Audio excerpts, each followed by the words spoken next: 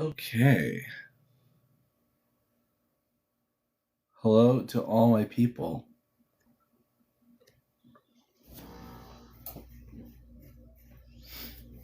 First and foremost, I want to make a big thank you to everyone who has been supporting this channel. I forgot to close my vent. 1 second. Very professional setup we have here. Anyways, I would like to thank everyone who has been working to support the Bible Guy channel. As of last night on our YouTube channel, we reached 1,000 subscribers, which is fantastic. It means I can get monetized and maybe make some money from doing this, and then get some better equipment, which means better content for you guys. And yes, I am getting over my cold. I still have a little bit of the sniffles, and a little bit of a cough, but otherwise I'm like 95% better. I even went to work today. But so we want to thank everyone here for subscribing to the channel. Pierre says you shouldn't. I hope this helps. Yes, I agree. You shouldn't, Pierre. You shouldn't believe in the Bible. Oh, I should get rid of that "I'm sick today" thing, because that's no longer true. There we go. All right, we better get something in the box. We got here Batman. Batman, I ask you the same 3 questions I ask of every single one of my guests, irrespective of who they are. Question number 1, are you at least 18? Yes. Question number 2, are you a Bible believer? Yes. All right, and question number 3, what are your pronouns? He, him. All right, I'm Dalton the Bible Guy. I don't believe in the Bible. Why should I believe in the Bible? Why should you? So do you want to believe in it or no? I would like to believe in it if it's true. If it's true. So, well, that's a hard thing to say. That's a hard thing to answer only because, so if you want to know it's true, then you would read it and you would have faith. For it says in the Bible, faith is the evidence that you cannot, I'm butchering that verse, but faith is the evidence that which you cannot see. You know, a Muslim could Would give you me have the same faith? answer as for why a Muslim could to give me the same answer for why I should believe in the Quran. Yeah, because they read Like the I've Old read, Testament. Because that's the Old Testament. It's the Old Testament. Of No, course, they're going to give you the same words I just gave you. no, the Quran. I said people who believe in the Quran would give you the same answer. They would say that you have to read the Quran and then you have to believe, and that belief is like that the religion is based on faith. I don't have any really good use for faith. I have read the entire Bible though, front to cover, front to end. So faith, okay. So faith would have to. I don't know, because without faith, there's nothing you can really question or ask. Because if you're not looking to have faith, then God's not going to answer you because you're not willing to connect with Him with a relationship, which the whole Bible is. To me, what the Why? Bible taught is to have a relationship with God, and that's really it. You're basically telling me that in order to believe in the Bible, I just have to believe it without any evidence, and like, No, what good is no, that? no. I said you have to have a relationship Well, like, you can't have a with relationship God. with someone if they you can't have a relationship with someone if they don't exist. That's my point, that it was a hard thing to answer, because for you He does not exist, because God will give into your delusion. He's not going to give you until you try to come to Him. You always stay in God, disbelief, no matter what. God gives into my delusions. I thought He wasn't. I No, thought He He will wasn't the give. author of No, He will confusion. give you. No, He will give you. You will get. He will allow you to believe in your delusion. He will allow it to be even worse, and to the point where you cannot turn back to God, because you stayed so far away from Him. He just might as well, until you actually That's choose yourself to follow Him. that, He's gonna give you into that's your delusion. that's His fault. Like, I would believe in Him if He gave me a good reason to, if He could demonstrate in some way that He actually exists. But I don't believe things without good evidence, and if He's around, He probably knows that. Ball's in His court. Well, then he'll just look. So the ones that do make it to heaven, he'll see, or he'll be like, "Well, what was the difference between this human and you? That I also created the exact same to be able to do the exact same things. It's because you chose not to, not because God did I anything. didn't. You're still. No, beliefs aren't choices, Batman. I don't believe. I know. I know my relationship with I prayed for and wicked, and I Okay, know what well, happens when I I pray. that's good for you, but I don't have any evidence to support belief in the Bible, and therefore I have no choice but to not believe in it Not to. I mean, you don't believe in God. Okay, so or you the just Bible. believe. I mean, yeah. So you just believe eh, intelligent life was just here. Well, not just here. It took millions and millions, billions of years actually. So what created intelligence?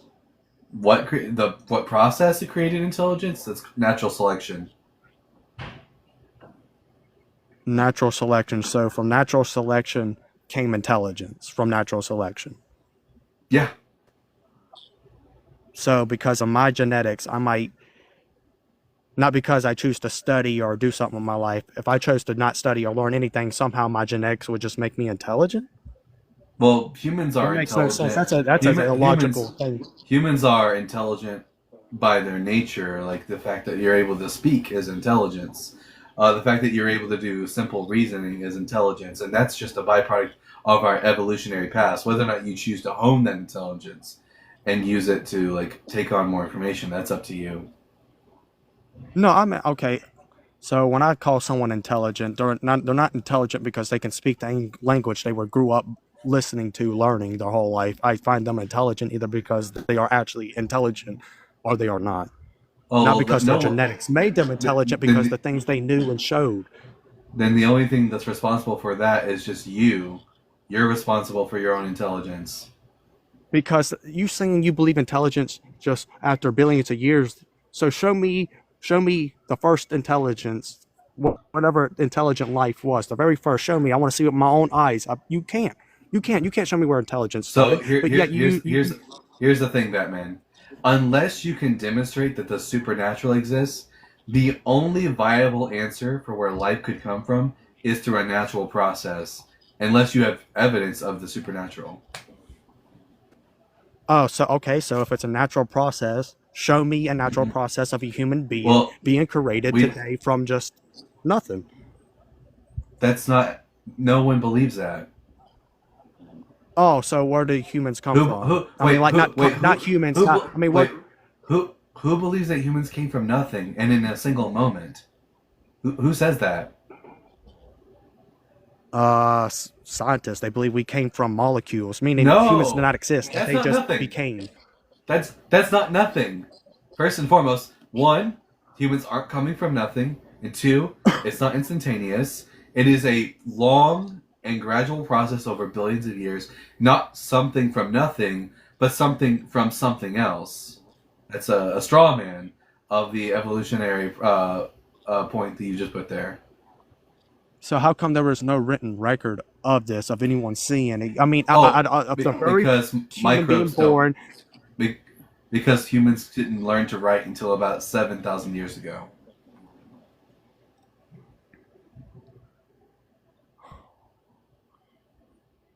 So the first, okay, so you're telling me that the first humans weren't able to write. So we started out as molecules. We lasted basically because of luck, honestly, or whatever scientific theory they want to put in there. Natural selection. Okay, so through natural selection, the molecules, bam, chose this Earth or whatever. Nope, Then not bam, they sure. chose to create No, dude. civilization. Here, Batman. I suggest you don't talk about evolution if you don't know anything about it, because you No, I'm clearly just putting don't. it in a term that I mean, when I hear about it, that's basically all I hear, and when that it just happened and it No, was just meant to be, and you it just is what said it is. you just said molecules chose to be on this earth. Nothing chooses anything if it doesn't have a brain. Oh, well, I didn't. Okay, yeah, I used my wrong words. I mean, just I mean, it just happened. It just happened. So some reason this just happened. All this happened. Life. It was just created, and we were Yeah, just And we were the again, only people, and humans are the only ones that are like self-aware in the sense that well, we're no, able other to do all the animals things we are can do. other So, okay, animals show are me one other self-aware. okay, show me one other animal being able to create a skyscraper. Show me Well, one other sky. animal being Well, able to. that's different than being self-aware. Yeah, so we're much more self-aware. I mean, like when I mean self-aware, we know they're not self-aware like us. They're nowhere near because they do not know about a home, a car. They cannot comprehend those things, so they Because are they don't not have as any. self-aware. Well, It's you don't because they're not have. self-aware of it. When was the last time you ever spoke to a dolphin? How do you know what they're aware of? Dolphins are I don't. I like know. dolphins and other cephalopods are extremely self-aware. There's in fact there was an instance where there were a bunch of fishermen on a boat, and an orca came to them holding a rope in its mouth, a baby orca, and they followed that baby orca to find out that its mother was tied up in a rope. This baby orca knew to bring this rope to the fishermen because it knew that the fishermen could help them. That's pretty self-aware. Just because they're not able to build skyscrapers doesn't mean that they're not self-aware. It's just a different That's kind just of that's just a intelligence. natural. That is a natural instinct because something bad happened. It just chose somewhere off it based off instinct. And it knew to take a piece of the rope with it to show the fishermen. No, if I go based off instinct, it's not that I knew. I just instinctively done it, but not because I knew or I chose it. It just was an instinct. I mean, I guess it was a choice, but I instinctively I chose it because I guess I what felt more what comfortable doing this, or they have seen things. They have seen humans do it. It's not that so they are self-aware. They so you see what humans can do. what do you think self-aware means? You know the process of it all, so they don't understand what really a human is or going up to there, what it will do Yes, or they what will do. happen. They do understand what So humans they are. knew They that the interact with humans us all were the going to. time. So it knew the people it chose that they were going to help. Yeah, it went to the fishermen because it needed their help. Not no, I didn't say that. I said it knew they were going to help. That well, Well, it's like no, but oh, I'm you going to go to them also because I know for a fact they are well, going to help me because do I'm you self-aware in that sense. do you know if you approach someone that they're going to help you 100%? If you walk up to a stranger, do you know for a fact that they'll help you? If my mother is trapped, yes, yes. Well, you don't know that. They could be dickheads and they could refuse. So you don't know. You're also Can you give me you're an inst? Well, for okay, so I can use me. Okay, so when I've seen humans ask for help, they usually, I mean, in a stint of helping another human that's stuck somewhere or trapped, I've seen usually get help. Can you give me one instinct where humans were asked to help and they did not help? yeah, I see it all the time. There are plenty of people who are unwilling to help. Like for example, send money to Palestine to help the people in Palestine. They don't give a fuck about the kids in Palestine. They don't want to help. What that has so we're supposed to help a third world People. country out of our way. Oh, We okay. can't So help them. So it's better to think of a you third don't world give a country fuck. rather than your own country. No, I care about my Our own con- country and how our people are suffering Sure, here. yeah, exactly. You don't give a fuck when people come to you and ask for help. I get it. Now, Batman, you're real. No, I I don't care really need about you. somebody from a third I world real country asking me for help. Batman. Okay, yeah, you don't give a fuck. Exactly. So, About a third anyways, world country. Batman. Until you are able to demonstrate that the supernatural exists, all we have evidence for is nature, and therefore the only viable explanation for where life came from would be a natural explanation. Can you demonstrate that the supernatural exists? The supernatural. I don't. So supernatural is anything Yeah. from like a miracle, anything like that. Yeah, something No, because beyond nature. I never seen All right. anything supernatural. No. Can we prove that nature exists? Yeah. All right. So we're able to prove that nature exists, not able to prove that the supernature exists. Therefore, the only viable answer for where life could come from, until you're able to demonstrate that the supernatural exists, the only viable answer is from nature. I'm not willing to even have the supernatural be a viable answer until you can even demonstrate that it exists. So nature has always existed, is what you're saying, Yeah, as far as we can tell. as far as we could tell. So can it be proven that nature has always existed? Yeah, it's the logic. It's the logical conclusion. Like we know Okay, you so can't get prove it something to from me. Show me that we logic has we always know show me. I want to see it. we know that you can't get something from nothing. There is currently something. Therefore, there was never nothing. The universe has always existed, unless you can demonstrate to us that something can come from nothing.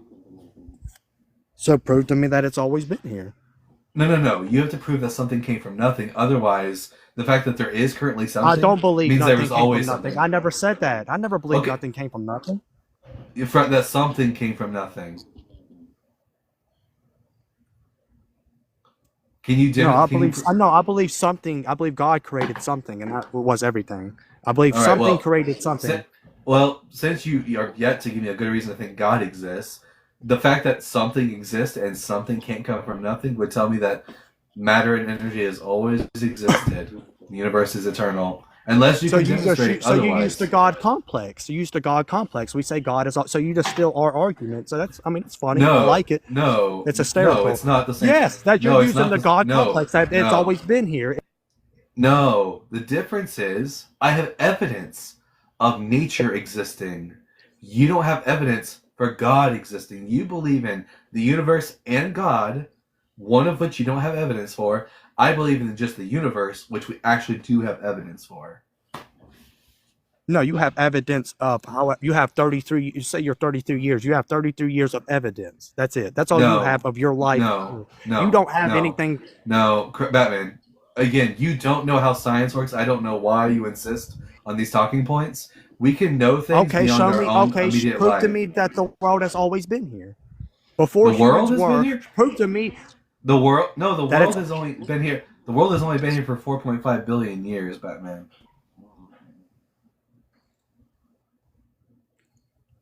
I mean, matter. Sorry, you believe. Prove to me that matter has always existed. Yeah, yeah. Well, that's the default position until you can demonstrate that it didn't exist at one point. Oh, just the same as just if you can't prove it, No, same for you. So my argument, I mean, you are illogical no, atheist no, and say no, like, Batman, same for you. Batman, Yes, no, reverse this no. argument. Again, you've yet to demonstrate that God exists. We can demonstrate that nature exists and matter exists. In the fact that it Not that it exists, always and you, existed. You can prove yeah, yes. that's the That's like if I default want to lie. position. That's the default position, Batman.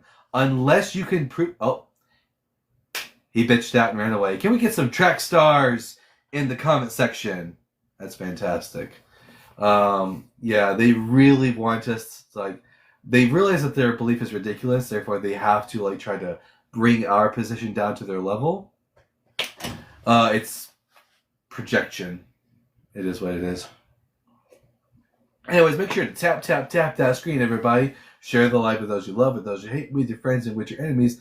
Let's get the word out so we can have some interesting conversations and see if there's anyone who can actually convince me to believe that the Bible is true. Interestingly enough, we didn't even touch the Bible in that last conversation. I'd be very much interested to see whether or not anyone could demonstrate to me, yeehaw, that the Bible is true. Yep, we know nature exists, God not so much. I agree. We have Tiffany. Tiffany, I'm going to ask you the same three questions we ask every single one of our guests, irrespective of who they are. Question number one, are you at least 18 years old? Yes. Question number two, are you a Bible believer? Yes. And question number three, what are your pronouns? She, her. All right, I'm Dalton, the Bible guy. I don't believe in the Bible. Why should I believe in the Bible? I would say that you should believe in the Bible because God exists and the Bible has consistently proven itself to be trustworthy, like with history and prophecy and like the way it changes people's lives. So like it was I'd written be over I'd be very interested to know about a prophecy that the Bible predicted that came true.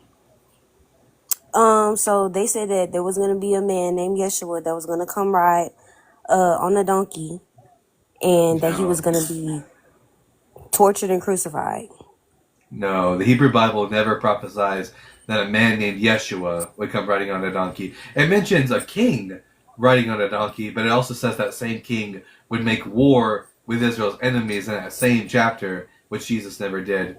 And also, it never prophesies that Jesus would be crucified.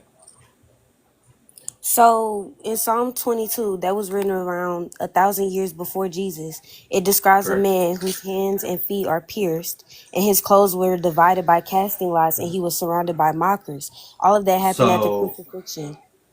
the problem is that in the original Hebrew of Psalm 22, it does not say anything about a person's hands and feet being pierced. The verse 16 in your Bible where it says, they pierced my hands and my feet, the Hebrew there is not the word pierced, which would be the Hebrew word dikar.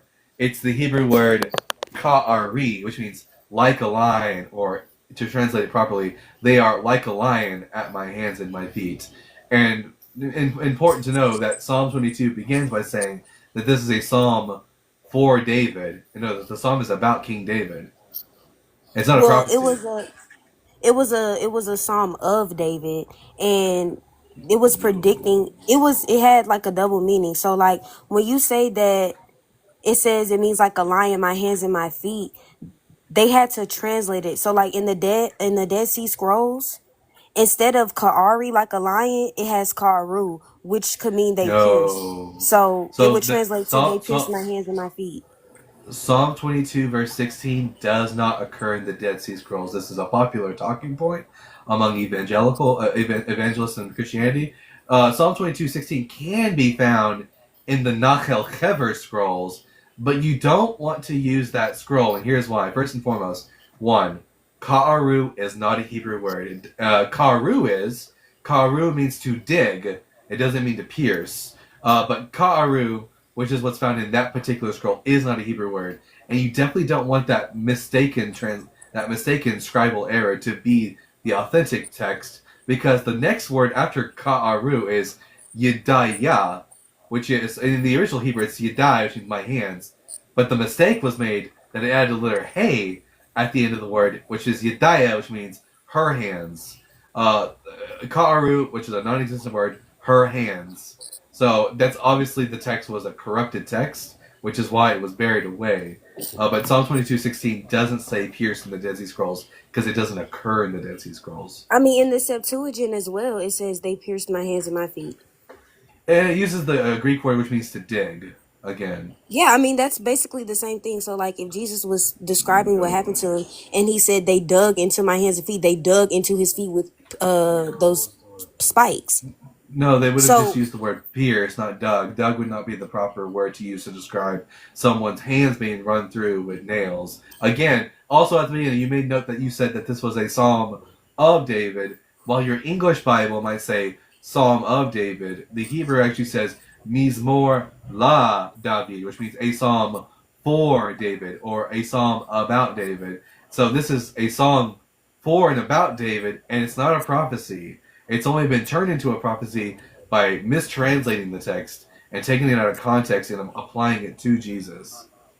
but it does have dual meanings. So the song can be both about David historically and Christ prophetically, because in that song, it says, my God, why have you forsaken me?" So when Jesus was himself was on the cross and he was quoting that scripture that came thousands of years before him, he was confirming that he was the Messiah. So Well, first and when you foremost, go on to we read that psalm, right, it talks about how what they did to him on the cross. It talks about how they dug into his hands and feet or pierced whatever, how they mocked him and all of that, how he tore his garment and everything. So yeah. So the authors of the New Testament. And by the way, I don't believe for a second that Jesus actually uttered those words. The author of the gospel probably inserted those words into his mouth. We know that they're not beyond just making things up. There's other examples of them making things up in the Gospels. But no, we have no good reason to think that the Psalms are anything other than songs written for and about David. To claim that they are have a dual meaning that would need to be proven, and I don't think you'd be able to prove that just by saying that the Gospel author claims that they were about Jesus. well, I would say that the context of Psalm it matches up with what happened at the crucifixion. But Also, no, it doesn't mhm. though, because again, the context of the psalm explicitly says that this is a psalm for David, Yeah, but it not has a for dual meaning. Jesus. We see that throughout the Bible where stuff can have a dual meaning. So when you say you're right that the Hebrew heading says a psalm for or of David, I agree with that. But I'm saying that David was also Israel's anointed one. So some of his experiences, they foreshadow the ultimate Messiah. So from my perspective, Psalm 22 isn't only about Jesus. So I'm But agreeing with you why? there. But why should I believe that these texts have dual prophetic meaning, as opposed to simply the fact that Jesus actually didn't fulfill anything the Hebrew Bible said, so people had to come up with this idea that the text had an alternative secret meaning that only Christians can know about. That sounds more like a cope than something But that we how would would they? naturally get from the text. Yeah, but they still predicted him coming on the coat of a donkey. They still, it still is there. But So like that that method of interpretation, that's called typology. Yeah, that also cannot be about Jesus, because Jesus may have ridden into Jerusalem on a donkey, but did he cut off the war horse from Ephraim? Was that one of the things that was prophesied? That is the thing that is said immediately after the prophet speaks Mm-hmm. about the individual riding on the donkey. It says, "Rejoice greatly, O daughter of Zion! Shout aloud, O daughter of Jerusalem! Lo, your king comes to you." Which, by the way, Jesus was never actually king in Israel. Triumphant and victorious is he. He wasn't triumphant and victorious in the story about him riding on the donkey. Humble and riding on an ass, on a colt, the foal of an ass.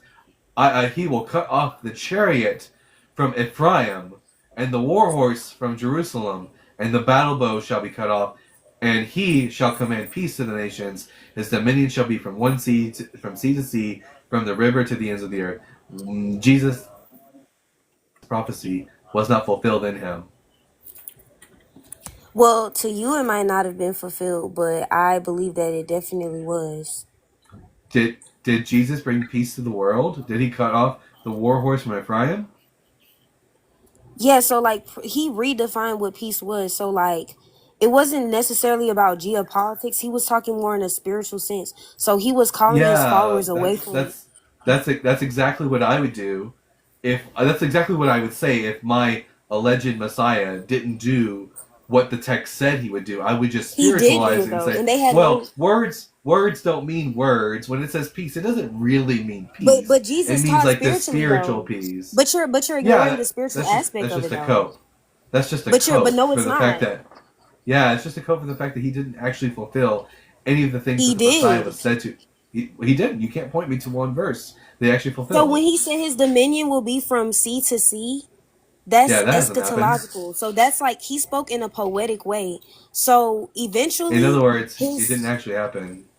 so eventually he will have a universal reign. Some of those things are things that have In not other yet passed yet. if you're saying it hasn't come to pass, that then it's unfulfilled, and he didn't fulfill this prophecy. He If you, does I have can use some that that, are fulfilled. I can use that same exact criteria to say that any person who was claimed to be the Messiah of the past is actually Messiah, even though they didn't fulfill prophecy. Menachem Mendel He Schneerson did was fulfill the head. prophecies. You haven't pointed me to a single prophecy he's fulfilled yet. Yeah, but just because something is not fulfilled yet doesn't mean that it's a failed prophecy. Yeah, So yeah. Jesus, For example, I just said to you, Menachem Mendel Schneerson was the head Lubavitcher Rebbe of the Chabad Jews in the 1990s. Many people thought he was the Messiah, even though he didn't fulfill any prophecies. But who's to say that Menachem Mendel Schneerson won't fulfill them when he returns? I mean, if he does, then that's on him. I'm saying that God has already fulfilled some, and there are some that have not come to pass yet. So his There mission have not was been revealed. any fulfilled prophecies. His mission, yes, there's multiple. Could you point me to one? Yeah, hold on. I saved some in my notes.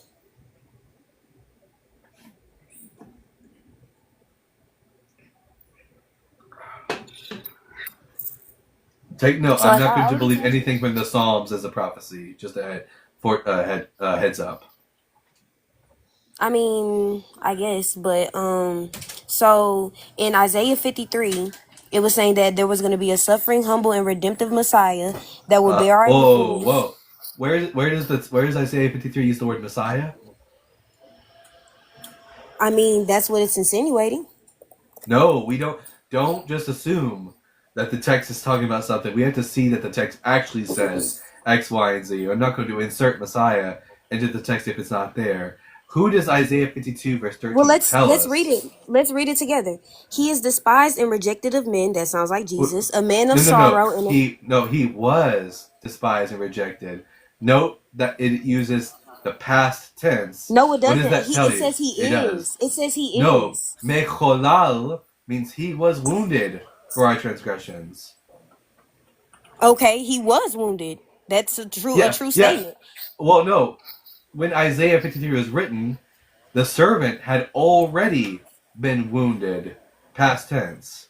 So what servant are they talking about if not God? That is the perfect question to ask. Actually, start in Isaiah 52 verse 13. What does Isaiah it say? 52, verse 13. Yeah. Hold on.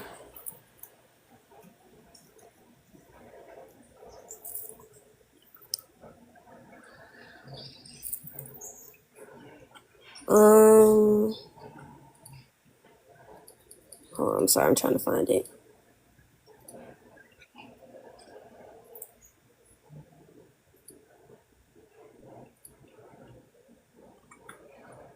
Sorry, I'm on my iPad. It's taking like forever.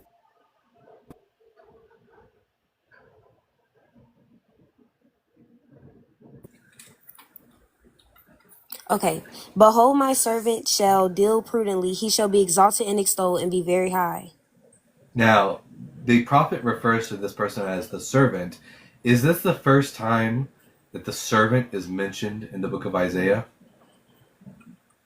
From what I can remember, yeah. It is not. There are at least 6 prior instances that the servant is mentioned. Would you mind turning to Isaiah 41, verses 8 through 9, and tell us, according to Isaiah, who the servant is? But you, Israel, my servant, Jacob, whom I have chosen. Now, could you turn to Isaiah 44, verses 1 through 2? Yet now hear, O Jacob, my servant, and Israel, whom I have chosen. Now, Isaiah 44, verse 21. I'm sorry, you said 44 verse what? 21. Hold on, I gotta get to it.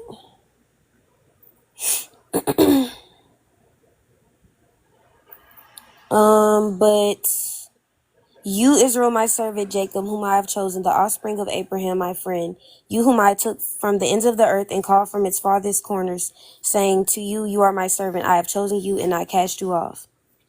Now, Isaiah 45, verse 4. Well, we got a couple more verses to read. 45 verse 4, hold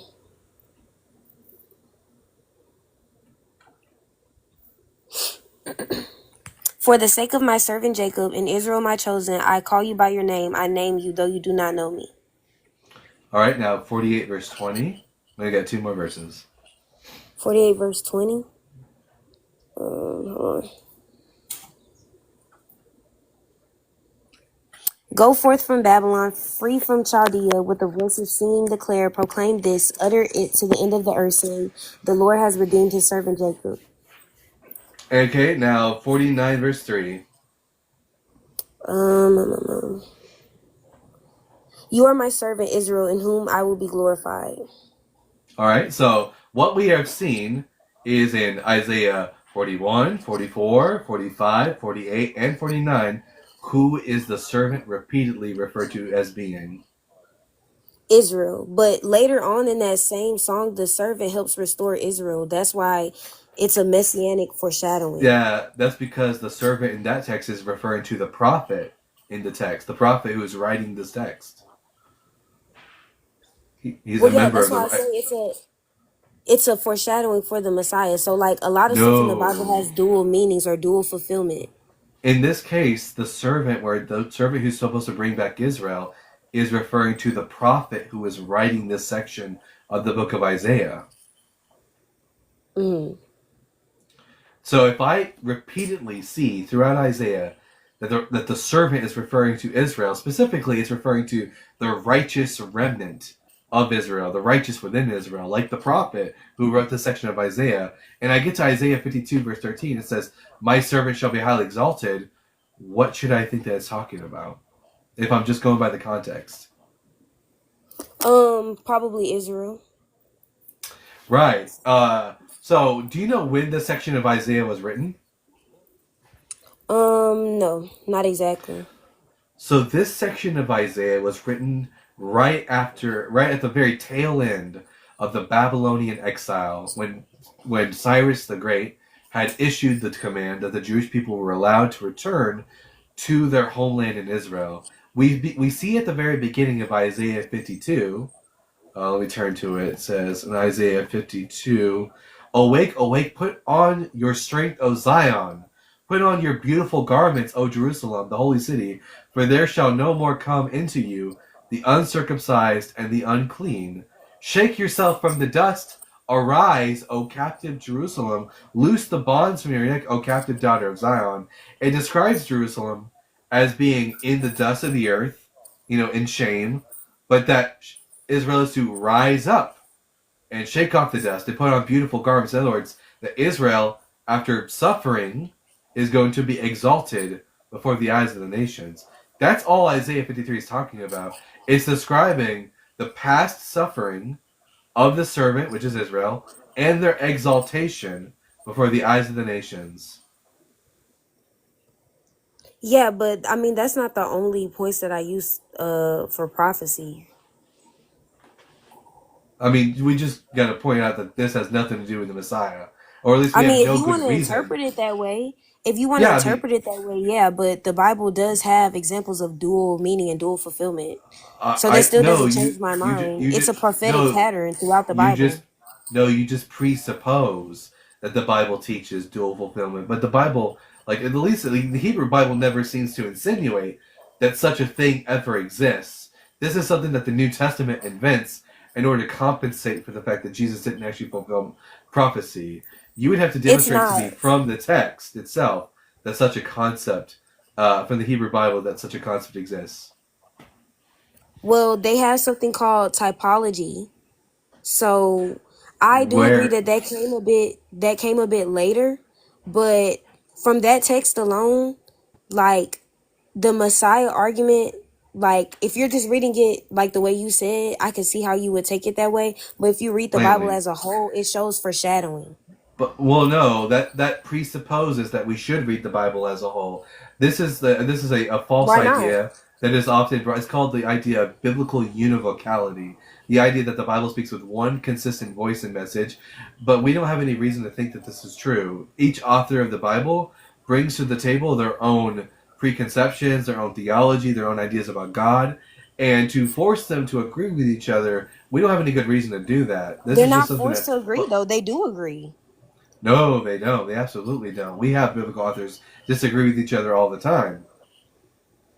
On like the fundamental of what it means to be saved, like the fundamentals of what it means to be saved. Yeah, like for example, are you saved by observing the law of Moses? Yes or no? No. You would be right if we're reading Paul. You would be wrong if we're Mm. reading what Jesus said. Why so? Well, I mean, Would I'll you say like? it this way: if you're following Jesus Christ, you're already following that law. That's the Do whole you point of keep? the new covenant. Do That's you why he says do you we're keep not bound by kosher? Mosaic law. Well, no, that's what Paul taught. That's not what Jesus taught. You'll never see Jesus teaching that Christians are no longer obligated to observe the law of Moses. I need a bed right here. Yeah, but I mean that's why he had his disciples to speak that. Well, that's what Paul taught. We don't have any evidence that Peter or James or John taught that. In fact, Jesus told his disciples after the resurrection, "Go into all nations, baptize them in the name of the Father, the Son, and the Holy Spirit. Teach them to observe all that I have commanded you," including all of the times when Jesus commanded them to observe the law of Moses. But Jesus said if you follow him, that fulfills the law. Your salvation is intertwined with the way that you follow Jesus. So if you're following Jesus, you're fulfilling the law. I would say that if you're not observing the law, like the way Jesus said, then you're not really following him. Jesus taught his That's not disciples true. to observe the Mosaic law. Here, Yes. would you read Matthew 23 verses 1 through 3 for me? Yeah, hold on. Let's see if you follow this command from Jesus.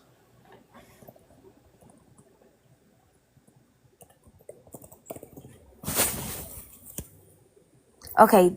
Then spake Jesus to the multitude and to his disciples, saying, the scribes and the Pharisees sit in Moses' seat. All therefore whatsoever they bid you observe, that observe and do, but do not ye after their works, for they say and do not. So he was saying that they had a position of authority in teaching the law, but Mm-hmm. they had to obey the law and watch the example. So like the instructions of the law are valid, but the Did scribes and the Jesus command? Pharisees were preaching. They were preaching the law, but they were failing to live it by Yeah, themselves. So and did Jesus Jesus honored that. and He and fulfilled did that Jesus? law. No, did He Jesus honored the tell his law of disciple? Moses. Did Jesus tell his disciples to do everything the Pharisees commanded? Yes or no? Yeah, he The says answer is that the instructions of the law are valid. oh We wait. should come. Yeah, he says we should follow the commandments Yeah, because they come from yeah. him. So do what Jesus said in verse 3? Do you practice and observe whatever the Pharisees tell you? No, so God was saying to follow his commandments. When you follow Jesus Christ, you're following his No. commandments. Here, we'll read it again. It says, "Then Jesus said to the crowds and to his disciples, the scribes and the Pharisees sit on Moses' seat." He's saying that the scribes and Pharisees have Mosaic authority. So, practice and observe whatever they tell you, but do not do what they do, because they preach but they do not practice. So he's saying, don't be hypocrites like the Pharisees, but you do have to observe what the Pharisees command you, which would include observing the Mosaic law. So do you do what the Pharisees command? No, when you obey Jesus' teachings, you're fulfilling the law. His commandments, they Not summarize if you're God's not keeping will. the law. Not if you're not keeping the law. If you're not If you're keeping the law, then following you're not Jesus, following that's how you Jesus. keep the law. That's we're under a new covenant. No, We're not no, under Mosaic law anymore. no. If you want to follow Jesus, then you have to be observant of the law of Moses. You don't get to like tack off the box of observing of the law just because you say you're a follower of Jesus. You demonstrate you're a follower of Jesus by doing what he told you to do. But Christians aren't actually followers of Jesus. They're followers of Paul. You might as well change your religious name from Christianity to Paulianity, because you don't get your theology from Jesus, you get your theology from Paul. But okay, Jesus was saying that the law isn't about ritual compliance anymore. We no longer have to do rituals Where because did he say that? Jesus was the ultimate sacrifice. Chapter and verse, please. Where did Jesus Hold say on, you don't I have to got you. observe the Give me one rituals of the second. law anymore? Hold on, let me get the verse.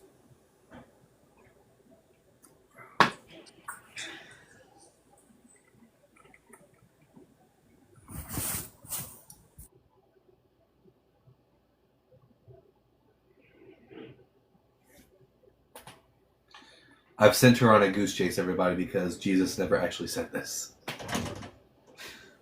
I agree that he affirmed the law, but the And idea that the ritual sacrifices and ceremonial observances are no longer required, I agree that that comes from Paul, but Paul was getting divine revelation from God. Paul claimed to get divine revelation from God. Doesn't mean he actually was. Especially when Paul contradicts Jesus' teaching. If I were a Christian, I would not have a good reason to believe that Paul was actually receiving divine revelation from Jesus. In fact, there were Christians in the first century who thought that Paul was not actually receiving divine revelation from God, and that he was a false apostle. And for good reason. He didn't even agree with the apostles. I mean, about the ceremonial laws, there would be no more need for ceremonial laws because Christ is the end So, of the law. So it so, says in Rome, it actually says it in Romans 10:4. Christ is yeah, the end of the law, that that was everyone who Paul. believes may be Yeah, justified. you're just preaching Paul again. You're giving me Paul's opinion, but Paul's opinion can't override Jesus's command. Well, Can that's just something that are we you can disagree on because I are believe that Paul had divine revelation.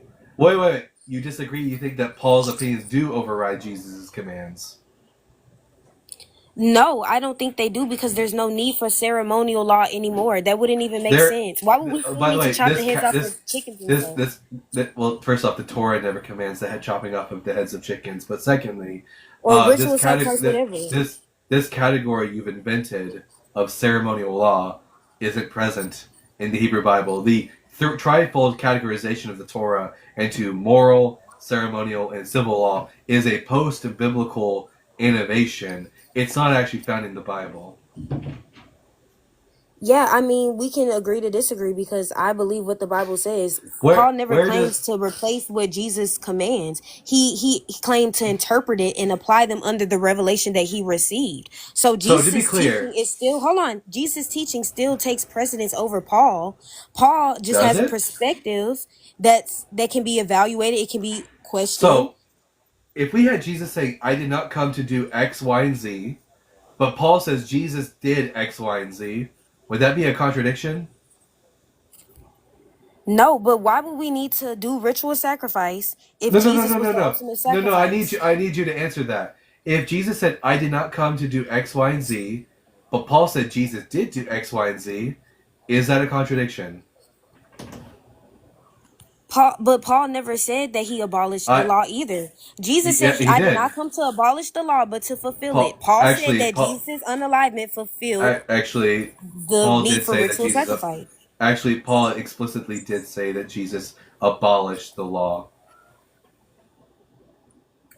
Yeah, for Ephesians chapter 2 verse 14, for he is our peace, who has made us both one, and has broken down the dividing wall of hostility by abolishing in his flesh the law of commandments and ordinances, that he might create in himself one new man in the place of the two, so making peace. So if Jesus said, I have not come to abolish the law, Paul says Jesus abolished the law. Who should I believe?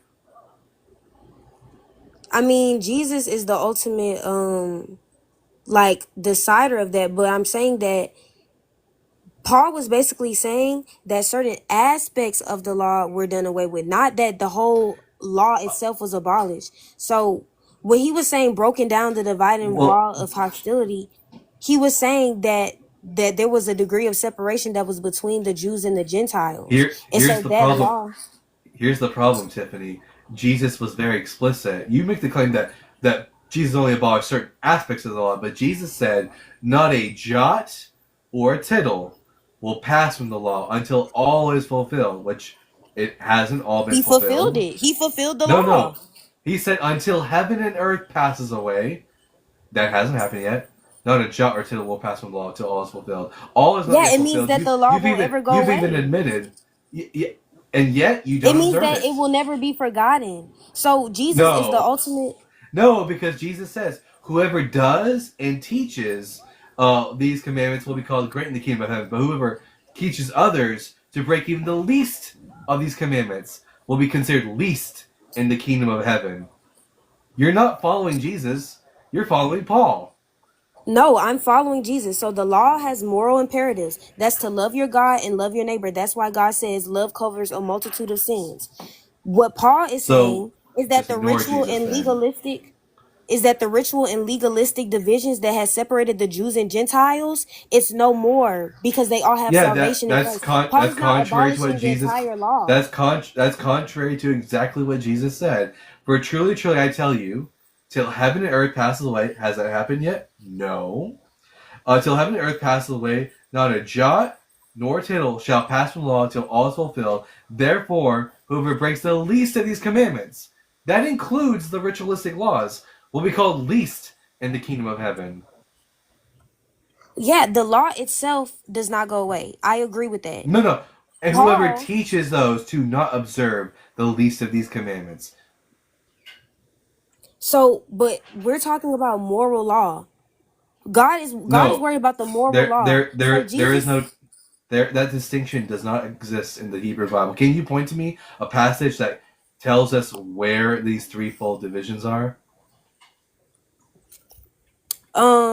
well, Paul doesn't claim that the law is entirely gone in the first place. He was emphasizing that That's the not what I asked you. rituals. That's not what I asked you. I asked you, can you point me to a passage in the scripture where it tells us that there is a threefold distinction called the moral, ceremonial, and civil law? No, there's not. It's not directly in the Bible. No. I know you have to insert it into the Bible. I don't do Okay, that. but if We I'm don't do, we following don't we Jesus don't we Christ, don't if I'm truly trying to follow Jesus Christ, nobody can fulfill the law perfectly except Jesus. That's why Jesus well had that's to not come. If really we still because had to Luke follow the law, it would be no point of Jesus returning. Jesus came to fulfill the law. That doesn't mean that it's passed away. It's just been fulfilled. in the days of Herod, king of Judea, there was a priest named Zachariah of the division of Abijah, and he had a wife of the daughters of Aaron, and her name was Elizabeth, and they were both righteous before God, walking in all the commandments and ordinances of the Lord blamelessly. What does that mean? What's your point of bringing that up? What does the text say about Zachariah and Elizabeth? They were right. They lived in a way that was pleasing to God, so they followed His commands. Righteous here isn't Were just they moral goodness; were they it's were faithful. they Hold on, let me blameless? finish.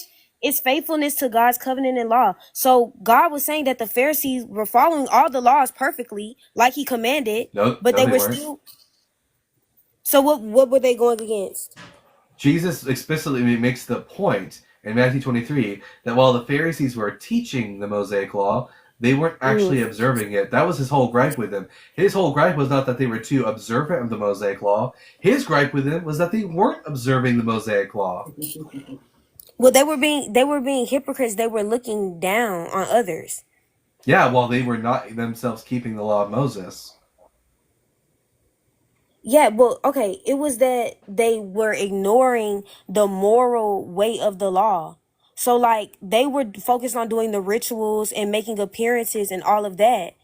So that's Yeah. literally why Jesus came and did away with the ritual aspect of it. No, He was you the can't. ultimate You're sacrifice. not going to be able to get that from Jesus' teaching. Again, you're only getting that from Paul. Why should And I and believe in Jesus taught Paul? and Jesus gave Paul divine revelation. Why should I believe that Jesus gave Paul divine revelation? Because of his writings. So we should believe that Paul met Jesus because Paul says so, is what you're saying. No, I'm saying that his interpretations and like the way that he revealed them, they line up with Jesus. They don't, though. We've seen but quite clearly that he says the exact opposite of Jesus. So again, why should I believe Paul? I mean, I believe it because it's the Bible. God says that we should believe the Bible, and I believe No, he that there's doesn't. evidence for it. So, No, where does God say to believe in the Bible? Where is that? They didn't have a well, concept he of the wants us to Bible in believe in Paul's his day. word. Okay, how do you know that Paul's writings are the Word of God? Because they are I, included in I'm your not. Bible? I'm saying that I'm making the faith-based assumption on that. Like In other I'm. words, you believe something without evidence. I don't do that here. You've given me no good reason to believe Paul. You've Yeah, all to we've seen you, throughout this just because conversation. it's not a good reason for Yeah, you, it doesn't yeah. mean That's the anything. whole reason for you being up here is to convince me to believe the Bible. You've given me no good How can reason to believe I the how Bible. how can I convince you? You have to make Evidence. that choice for yourself. You could prove your points by the Bible, but you're not able to do that. I am. You're just trying to cherry pick and find any Oh, little so I'm not say cherry error picking. with it. Oh no, I'm not cherry picking. We've been very thorough about It what the is Bible because why would says we? You would have to make the case to me why we would still have to observe ceremonial laws if there already because has Jesus been a said so. fulfillment. Hold on, if there has already been a fulfillment of the law, what does fulfill mean? Fulfill means to make it more full. It doesn't mean to detract from it. Okay, so can anybody follow the law perfectly? It depends on who you ask in the Bible. Different authors have You different can't. opinions on that. The answer is no. Paul says you can't, but God says in Deuteronomy chapter 30, verse 11, that this law which I gave you today is not too difficult for you. It's not in heaven that you need someone to go up and get it for you. It is not across the sea that you need someone to cross the sea to get it for you. Rather, the word is very near you, in your heart and in your mind, that you may do it. So who was right? Paul or God? I don't think that they're contradicting each other. I think that it's just being looked at from different Is the law perspectives. So here? Yes or no? Is the law too difficult to keep? no, yeah, nobody can follow the law perfectly. So God was wrong then when he said that this law which I give you today is not too difficult for you. Yeah, because he made it not too difficult for us by following Jesus. When we follow Jesus, we No. fulfill the law. This was written well near like 600 to 700 years before Jesus. God says to the children of Israel through Moses, this law, this commandment which I give you today is not too difficult for you. Was God wrong? No, okay, so first of all, he was addressing them. That's why he says, which I command you today. So the law itself is doable in principle, but our human nature makes perfection impossible. So we're finite, sinful, Who said selfish anything about beings. who said anything about perfection? What makes you think that God demands absolute perfection? Like you have this idea that if you sinned once, that suddenly you're that you are no longer worthy of like the world to come. That's a concept that Paul That's not taught. true. That's not taught by anyone else in the Hebrew Bible. But that's not true. I never said that. Sin, just because you sin doesn't mean that you're automatically condemned, because every man sins. It says like a righteous man falls 7 times, but he gets up 8. So Ah, what God was saying through Moses, he's saying that the law is accessible and obtainable for his people, yeah, but that you can do it it. doesn't require absolute perfection. He wants faithful Ah, obedience and so like for us to strive so to follow his commandments. in other words, there's no need for Jesus because the law of God is doable, and it doesn't require you to be absolutely perfect because God can forgive you without Jesus. Yeah. So no need for Jesus. Boyfriend playing the game. But okay, like the Hebrew, like, okay, the law is to guide us to righteous living. But if That's we Paul fail, again. we're not condemned. So Right, the exactly. So you don't need Jesus. So you all you have to do is observe the law of Moses, and if you fail at any point, God will just forgive you because God can forgive you according to the well, Hebrew that's why we Bible. have a new covenant. We have Jesus. That's why he says love is the greatest commandment. It covers a No, multitude of you could sins. no, you could have forgiveness of sin prior to the time of Jesus. Yeah, you just had to do ceremonial laws. No, you didn't have to do that. In fact, like for example, what sacrifice when David was with Bathsheba and he killed Bathsheba's husband Uriah? What sacrifice did David offer for God to forgive him of that sin? Well, you're right. I'll say that forgiveness was available. I wouldn't say that they always had to sacrifice something, but it was their way for them to demonstrate their faithfulness. So like Ah, that was the so system that God you had put could, in place. in other words, you could receive forgiveness of sin without Jesus, and the law of God was accessible and doable. So again, no purpose for Jesus to It die was for our harder for them sins. to comprehend. It was harder for them to comprehend though. And yes, there did need to be a loophole because Comprehend what? sin, huh? Comprehend what? So It was hard like for them to comprehend what? So like for them to be able to not have so many like regulations on them, like Jesus was that ultimate It's not fulfillment that of the difficult. law. It's no, the law of God's not that difficult. You think it's like this big grand thing which is impossible to do, but God seems to disagree with you. No, like humans often fail to fully grasp how to live according to God's law. That's what I'm saying. Not I'm not saying that it's impossible or not according to inaccessible. God. Yeah, but he was speaking to those people specifically. Yeah, and if it's true for those people, it's true for everybody. But if that was the case, he would have said for everyone. No, he said, I'm telling you today. Yeah, and this is for every generation. Yeah, I'm saying that the law is not impossible. Like we might feel that it's unattainable because we're Yeah, because human. Paul tells you. But the Because purpose Paul of the tells you law, that. but the purpose of the law is to guide and teach and restore. Well, I would tell you that the purpose of the Torah is to guide you to a moral living, and that through observing of the Torah, according to God in the Hebrew Bible, you can become righteous and have a place in the world to come. No need for a Messiah. But he said no one can fulfill it perfectly. That was never a requirement. Okay, I'm saying that there had to be somebody to fulfill law. He can't just give a Not law no. and nobody is able to follow it. So he came down and he What fulfilled the law? law What that he law is gave. no? What law is no one able to follow? Because again, God doesn't require Doing everything perfection. perfectly at once. So doing everything like God never demanded perfection. He understands that humans fail and that they're able to. yeah, but the law is I sound like perfect. I'm a freaking defending the Bible here. I swear, guys, I'm not. I'm just pointing out the fact that the Old Testament and New Testament are not consistent on what it takes to have a place in the world to come. Jesus didn't even hold to this theology that you're teaching, Tiffany. This is all Paul. Again, this is Paulianity. This is not Christianity. But okay, Jesus, he perfectly obeyed God's law during his life. So he fulfilled the law's ultimate purpose. That was to point people to God. So we no longer need to That's achieve what do you perfect think the word fulfill obedience means? What do you think the word fulfill means when Jesus says, "I to came do to them fulfill the law"? to fulfill it like well to complete it necessarily like so to finish it like Finish. it's completed. I'll say No, that's not what completed. fulfill. No, complete would not be right either. It means to make it more full, which doesn't negate one's Okay, if observe. somebody tells me I need to fulfill my duties for college, right? That means I need to complete my duties for college. All right, So and if you humans complete can't your duties for college, achieve, does no one else have to? huh? If you complete your duties for college, does no one else have to? If I'm standing at a stop sign and I fulfill the law that says you stop at the red light, does that mean I never have to do it ever again? No, it just means that it's complete. So it means that the ultimate purpose is accomplished. So we So no I never longer. have to do it again? Okay, but that's not a really good analogy. We can follow the law, and we can rely on God's forgiveness when we fail.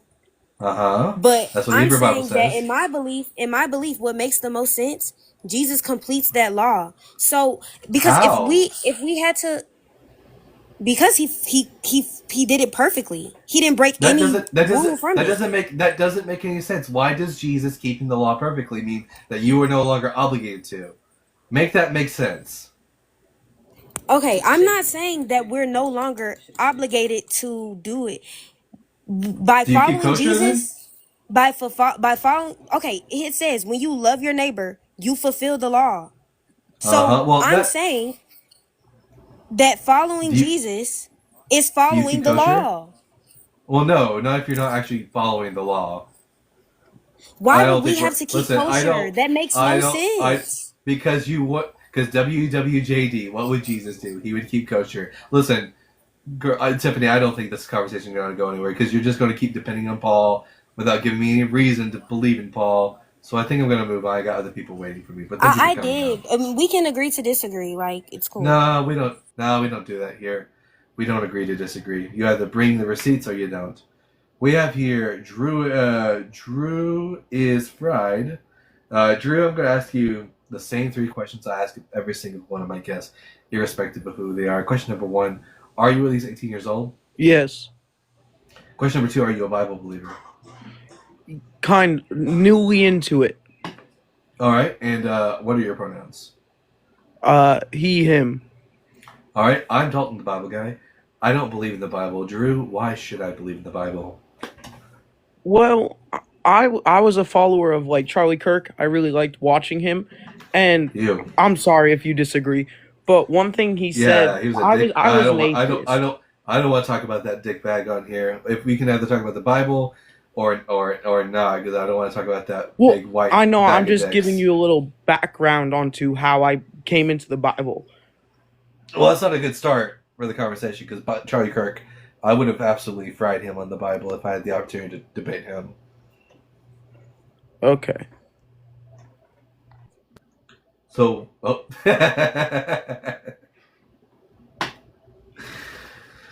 Yeah, Charlie Kirk was a dickhead. Who cares? Anyways, we have here Doy. Doy, I'm pretty sure we've talked before. Question number one: are you at least 18 years old? Yeah, we spoke yesterday on Deconstruction Zone. And you I are just wanted to say hi. Bible believer? Yeah, I'm a Bible believer. And your pronouns? He, him. All right. And you know who I am. I'm the Bible guy. I don't believe in the Bible. Doy, why should I believe in the Bible? I'm still like getting my arguments ready for you. I just saw there was no one else in the queue, so I wanted to say hi, and I was curious to see if you reached 1,000 subscribers I did. on YouTube. Yeah, I did. Oh, sick. Thanks to all the wonderful contributors out there, and of course, thanks to our friend Justin at Deconstruction Zone. We have finally hit 1,000 subscribers on the YouTube channel. So, by the way, if everyone's out there, if you haven't yet subscribed to the YouTube channel, go ahead and do that now. It'll just be better for all of us if you do that. And if you don't, Oh, I will curse you so that when you go to the store, you will always have a buggy that has that one wheel that's kind of lopsided. So, I warned you. Anyways, what brings you up, Doy? oh no, I just wanted to ask about that and say congrats, because I had a feeling that you were almost there, right? So, congrats, Dalton. Thank you, much appreciated. Yeah. I don't have much time today, but I am planning on coming back. I'm working on an argument from the book of Daniel, so I'm excited to, once I get it ready. Oh, good luck with that, bud. Because me and Justin, we love talking about the Book of Daniel. Just to be clear, we don't think the Book of Daniel was written until the 2nd century BCE. Oh, got you. Okay, good to know. And there's going to be a lot of textual reasons why we're going to bring that up, dealing with the language of Daniel, what Daniel says about the kings and history, and also the prophecies that it does get wrong. So be prepared for that part of the conversation. Got you. Well, do you prefer for me to come on here or on Justin's channel?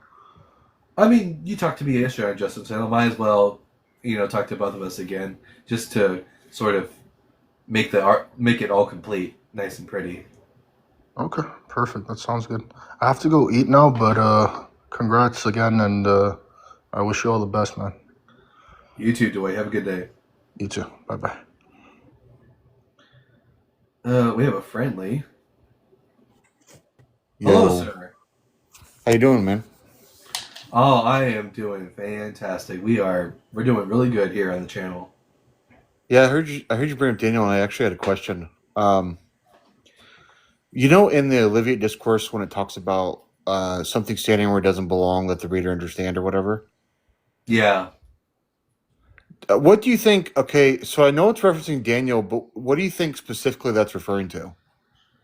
I think that the author of Matthew is probably referencing something to do with the Romans. He's reapplying Daniel's prophecy and making it about probably something to do with I'm very spotty on the Roman history of the year 70. Oh, okay. But Tiberius coming in and destroying the temple, probably. What do you think? Well, I kind of have a weird theory about this. It's kind of a combination of what different scholars think, because I think Mark and Matthew are predicting that there's going to be something that replaces the Jewish temple, either some kind of pagan statue or some kind of pagan temple. And I think that doesn't happen until later. And I think Luke fixes the prediction, because Mark and Matthew both say something's going to stand where it doesn't belong, but Luke calls the desolation the army surrounding Jerusalem. So I think Luke is just changing the context a little bit. That would make sense, because if Mark and Matthew were written early enough, they would still have time for this thing to be fulfilled. But Luke, probably written in the 2nd century CE, probably realizes this is not going to happen, so it changes it to refer to just the desolation. That's what I think, yeah. And then also, another thing I noticed about the Olivet Discourse is at the end, all three of them say all these things will occur in the disciples' lifetime, right? But Luke does something a little interesting elsewhere in the book. Matthew kind of hints at this a little bit too, but Luke is very explicit. Luke says the kingdom of God is among us.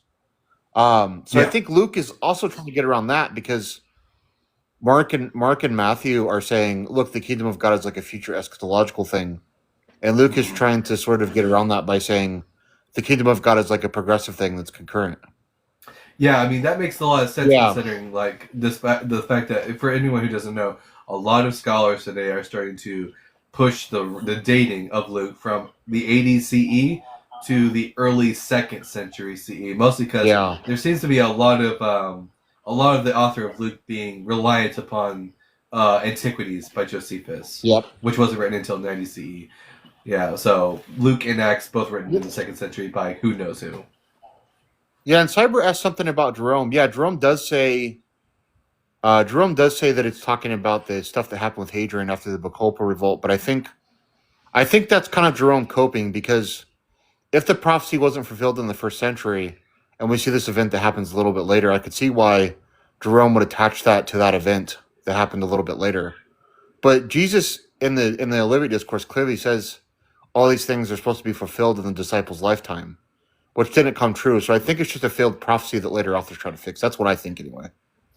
This is very typical of the Bible, that whenever a prophet makes a claim, like, for example, Jeremiah saying that the exile would only last for 70 years, Daniel has to come along and then reinterpret it to be something else.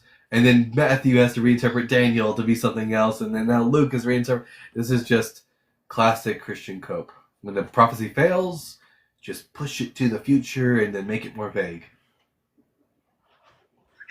I don't know. Do you have anyone in the queue? Because I actually have another question that I was curious about. I have no one in the queue right now, so you're free to ask any question you like. In the Philippians hymn, I heard you say you think the beginning of the hymn is talking about the form, like made in the image in the same way Adam is? Morphe would be that that Jesus has like the appearance of God, that his physical Yeah. form is to look like God. He's basically, Paul is picturing Jesus to be like the logos of Philo's work, where the logos is basically the icon of God, like an angel which is so similar to God in his character that to look upon this angel is to look upon God himself. Oh, I see. Okay. Okay, so I misunderstood. Okay, I get what you're saying. So you're saying it's like the Jesus in the story is kind of like has some kind of divine status, but it doesn't, like, you're not saying that it looks like God. You're saying that it's No, like, it has the appearance of God. It's got divine qualities to him. Like he's a gotcha. mirror, Okay. a sort of mirror of like what God is like. If you want more information on this, I would suggest reading on Philo's understanding of the Logos. He talks about the Logos as being this eldest archangel, the highest of all God's angels, his firstborn son, high priest, and also calls him the icon, the image of God.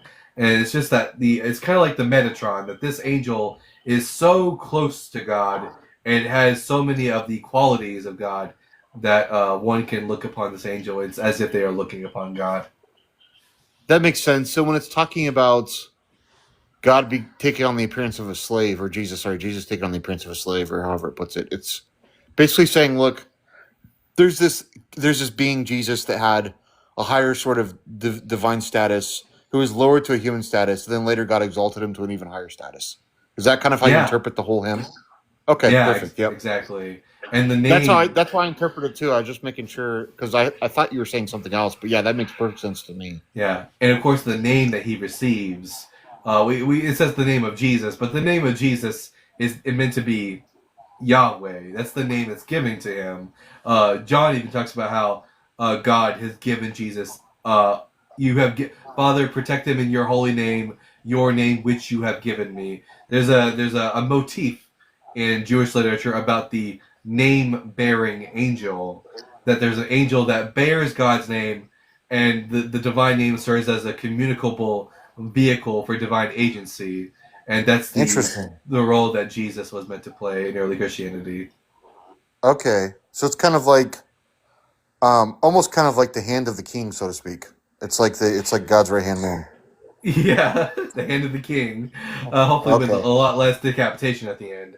Yeah. But we actually see this, for example, in Exodus chapter, I think it's 23, or is it 32? 23. I'm going to say 23 for now. That there is an angel that God says he will not forgive your sin. Do not, piss him off, for he will not forgive your sins. For my name is in him. And the idea is that God is able to sort of give his name over to an angel, and that the name serves as a sort of badge of office that gives the angel the authority to do what would otherwise be permissible only for God. Okay, cool. Yeah, that's really cool. I just wanted your take on that stuff. For a book to read on this, and it's a free book you can read online, Dan McClellan has a whole book on this called Yahweh and His Divine Images. You can find the whole thing for free as a PDF file on the internet. Okay. I haven't really read a lot of McCullen, but like I've watched his videos and stuff. So, but okay, maybe that'd be a good place to start on that. Yeah, it is just a fair warning. It's not a popular read. It is more of a scholarly work, so it's a bit dense. But I'm sure that won't be a problem for you specifically. Okay, yeah. All right, cool. All right, man. Just wanted to take on that. Absolutely. All right, take it easy. You too. I was brought dinner, but I feel uncomfortable eating it for some reason right now. I'm just going to set it to the side until I feel like eating it. Let's see. Paul wrote to different churches in the 50s, sure, but not everyone would have known this until later. Yeah, and even of the letters of Paul that we have in our Bibles, only 7 of them were actually written by Paul. Aaron says, mukbang, do it. No, I'll pass for now. There's no one else to sit here and entertain you guys, so I'm not going to sit here and eat. Let's see, who's Penny and why are they yelling? Penny says, "Don't believe it's your choice, dude." Sad though. Penny, no, it's not my choice. Beliefs, you don't get to choose what you believe. You are either convinced of a proposition or you're not convinced of a proposition, and as a result, you will either believe or not believe. But we don't choose to not believe things or choose to believe things. Like, I can't suddenly choose to not believe in gravity. I'm not going to be jumping off a cliff because I'm going to just flip a switch in my head and cease to believe in something. That's not how beliefs work. Rick says, I'm trying to join. Here, Rick. Maybe it's because you only have 77 followers and you're not able to go live. I don't know. Let's see. Am I able to call you up? That's the question. I'm not seeing an option to have you come up. You might not have enough followers to come up, Ricky. Natso says, then don't, LOL. I mean, I don't have a choice in the matter, do I? Liam says, do you think atheists can have objective morals? I think that the foundation of all moral systems, including the Christian moral system, is subjective, but once we can come to agreement about what that system is, we can make objective statements about the system. It's like chess. The rules of chess are arbitrary and they're all made up, but once we can come to an agreement on the rules of chess, then we can make objective statements about whether or not a move is valid or invalid. So if we can all agree that morality equals a system of well-being, then we can make objective statements about what is and isn't conducive to well-being. Let's see. Nerd Unleashed says, excellent response, and Aaron said, perfect put. Thank you. Let's see. The letters of Paul were not published until 144. They weren't around for Clement to cite. I don't know if that's necessarily true. I do not buy the idea that Paul's letters were written in the 2nd century CE. I think it's too much of a stretch for me. Theists, on the other hand, have no moral agency, just divine command theory. This is true. Baby paste.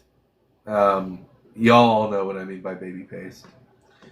AI had people, don't be fooled, that's not human. What, this guy? I mean, the background's AI, but this guy right here isn't. I would be impressed if AI could make me. Although I suppose with Sora 2, it's possible, but I don't think you can do that on a live. Why would that be a stretch? Because I think it's too much for me to believe that Paul didn't exist and that his writings were invented in the 2nd century. It's too much of a conspiracy theory for me, and I'm very opposed to conspiracy theories. I just don't think the evidence is quite there for that. Liza Marie says, praise Doug. Yes, rock hard for Doug. Let's see. Concede the glitches. It's funny. Oh, man. I've always wanted to be in the center of a conspiracy theory. That's fantastic. What is this one? LMAO, you are so cooked. When AI gets even better if you can't tell Dalton is an AI. That's true. That's true. If the AI has gotten to the point where you can't tell if a person alive is AI or not, I think AI would be able to pronounce words easier than me. There are scholarly works on it, though. I wouldn't call it a conspiracy. I'm not really convinced of that position. And I'm very dubious of the methods that have been used to support the idea. Plus, I think, personally, I think that First Clement was written in the 1st century CE prior to the destruction of the Second Temple, and it mentions Paul in that letter. So, and why do I think it's written in the 1st century? Because of the grammar and the language of First Clement. The author seems to believe that the temple is still up and running, which doesn't make sense for any other period in history other than the late 60s CE. Now he's attacking the salami tree. What's salami tree? What the heck is that? I appreciate you for being intellectually honest, brother. Wish you the best. Absolutely, Kate. Thank you. I like Jared, but as a data engineer, I see a lot of issues in his work. Listen, I'm not going to make any definitive statements on Jared's work until I've read it myself. And I have his book scheduled for next summer after I get done on my current project of reading through Dr. Carrier's book. Letters weren't circulated until much later, and that's a reason for a late Acts dating. I mean, Acts, yeah. Paul's writings, I don't think so. Nice, can't wait to get your input. Absolutely. Absolutely. Uh, Even then, when I finally start reading his book, it might take me a couple months to get through it. Well, First Clement was assigned to Clement later on, and as a date range of 95 to 140 C. I disagree with that. I think that if we look at the content of First Clement, it's very clear that the author seems to just assume that the temple is running because he speaks about the temple services in the present tense. And one of the things I use to help me date certain texts, like for example Daniel, is the language and the grammar. Like for example, the reason we know that the second Isaiah, which is Isaiah chapters 40 through 56, was written during the after the time of King Cyrus the Great is because in the book of Second Isaiah it refers to Cyrus in the past tense. I have grasped his hand, which would like indicate to us that the text was written after Cyrus. In the same way, First Clement seems to talk about the temple system in the present tense, as if the offerings in the temple are still being offered, and that would lead me to believe that the author is under the belief that the temple is still around. So, and he also speaks about Paul's death in the past tense, so that would give the dating of First Clement to sometime between 64 to 69 CE. Someone would need to demonstrate that I'm just misreading those passages and that they aren't actually in the past tense.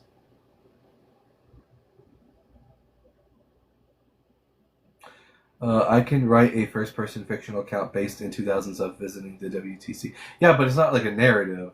The person is just making an analogy, and part of that analogy is by alluding to the temple system. I don't think the author was smart enough to just pretend that the temple is still up and around. There wouldn't be any point. He could just, if the temple was no longer around, he could just refer to the temple in the past tense and then make his analogy. Yeah, Paul vibes. I just happen to disagree with the scholars on this point, based on the data.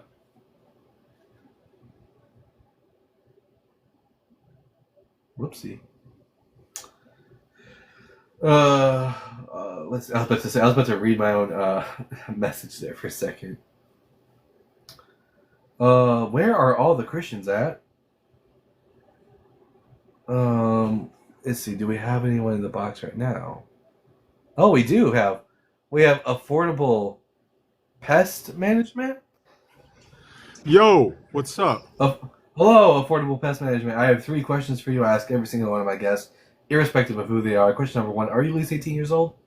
Yes. Question number 2: are you a Bible believer? Yes. And question number 3: what are your pronouns? I don't do pronouns. You just did it right then. You said I don't use pronouns. I is a first person pronoun. So what are your third person pronouns? I have no idea what you're talking about.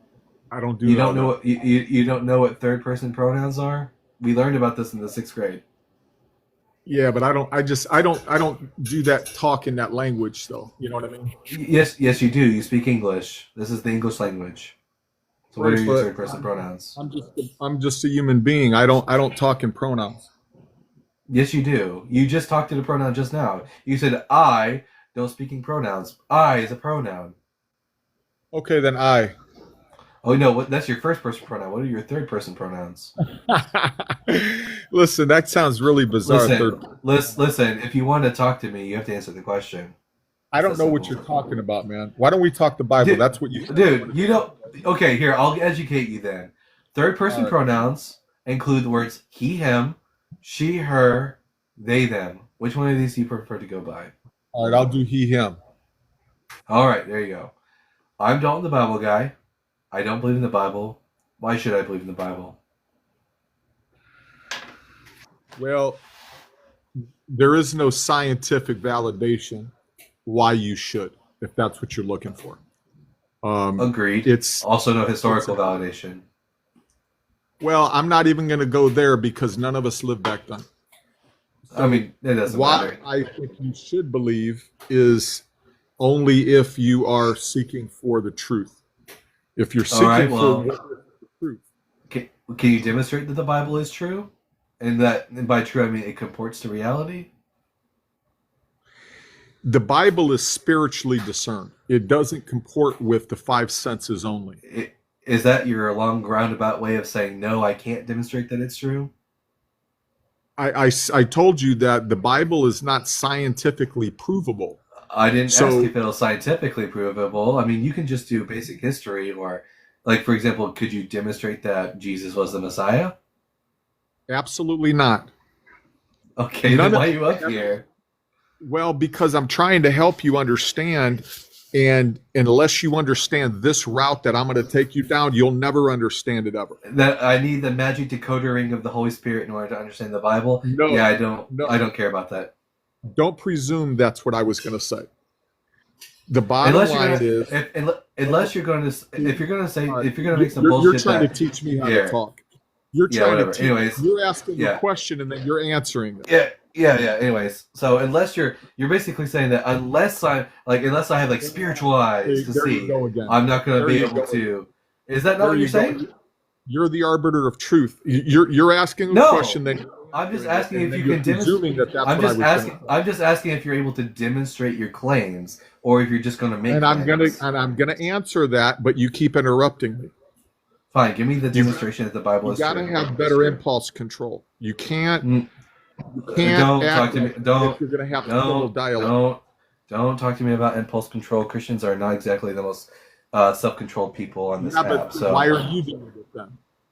Why yeah, are you because doing it? I'm just trying to skate past the bullshit and get right to the facts. You Why don't know should I what believe I'm. that the Bible is You haven't true? even heard anything I was gonna say. So how do you know it's bullshit?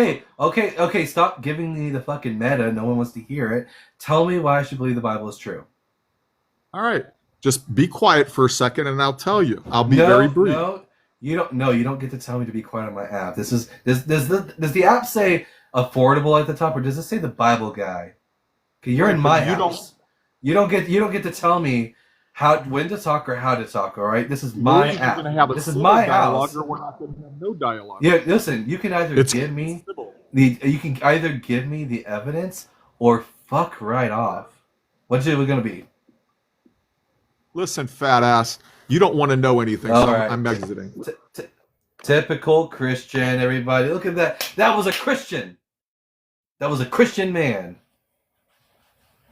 Look at that. Man, I thought like the Holy Spirit was supposed to make them gentle and kind. What the fuck happened to the Spirit? Give me a second, guys. For some reason, my secondary ability to control people from the app is not working. So give me a second. That's wild. Can we get some track stars in the comment section, everybody? He must have caught the Holy Ghost with that Christian love. Ryan says, damn, I was almost convinced that the Bible was true. There we go. Got the powers back. You keep dropping from the app. Me? Alright, let's see. Track star. Alright, let's see. Is there anyone else who wants to come up? I was wanting to listen to some Ricky. Fantastic. But Ricky's not coming up. I guess Ricky's not here anymore. Alright. The app is wonky again today. It would seem so. Aaron, it's not that it keeps showing me joining. I have my main account, which is what you're seeing right here, and I have my backup account, and I usually talk to all of you in the comment section using my backup account. So when it says that I keep coming in and out, that's because it's on the backup account. There you go. You know what, Dr. Joe, I would love for you. Thank you for reminding me. Here, let me How do I make followers? 1 second. Oh yeah, I have to do that from here. Let's see.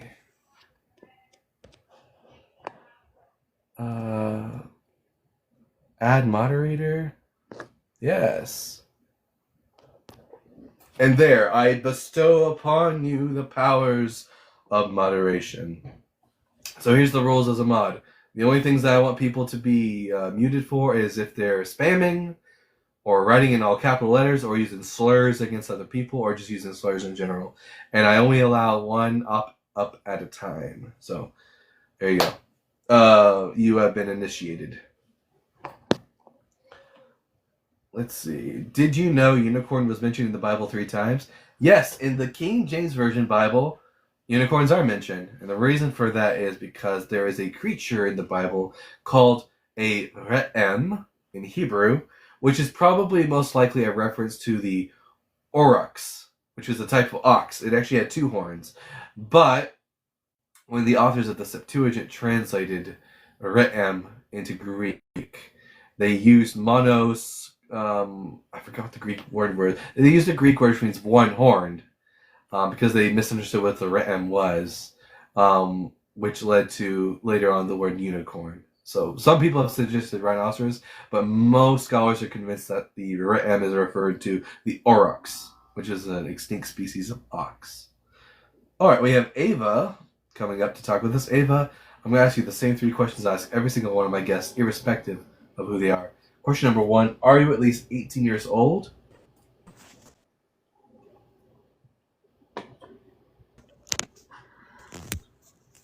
It looks like Ava is having troubles loading up. There we are. Ava, are you at least 18 years old? Yes. Ooh, looks like you have bad connection. And are you a Bible believer? Yes. Ooh, it looks like there might be a bit of delay. I'm going to count to 5. When I get to 4, I want you to say 5. 1, 2, 3, 4.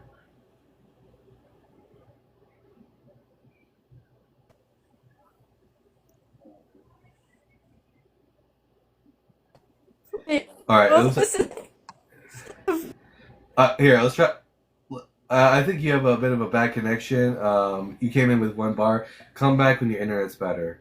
That was a really bad lag. Holy shit. Anyways. Let's see. She's a Kirk lover. Ew. If you love... No, I'm not going to say that. I don't know what world you live in, but it's naive. I live in the real world. So... there's your answer for that. Dustin says, "Why be rude? I match energies, Dustin. I've had plenty of guests come on who were quite nice, civil, and knew how to answer questions, and we had civil conversations. People who are dishonest and can't answer questions, I'm going to meet them with that. Are you taking opposition? I absolutely am taking opposition. I'm waiting for opposition right now, Randy. What languages can you speak? My primary language is English, and I can read and understand Hebrew. And my Greek is so-so. Like, share, and subscribe. Good suggestion, Dr. Joe. Hooper says, rude is my job. Julio says, I am here. Hey, Julio, get in the box. Come on up. See if you can give me a reason to believe in the Bible.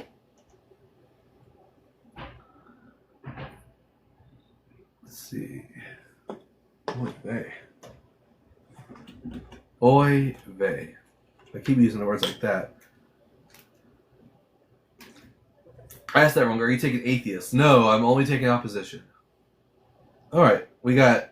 Oh, Ava's back. Let's see if Ava's connection is better this time around.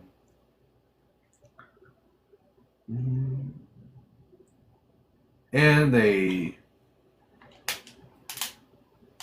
disappeared. What is Justin posting right now? On Deconstruction Zone. He said, hey, everyone, here is the origin of the Kundalini meme for those asking. Oh, Justin. I hope y'all checked out Justin's video today on Kundalini. I also thought it was a reference to something else, but let's see. Emphasis on me. I don't think you're rude. Hey, you're good. You're good, Hooper. I can be rude sometimes. It just depends on the guest. Is this even a question? Decide for yourself. Yes, this is a question. It ends with a question mark. Let's see.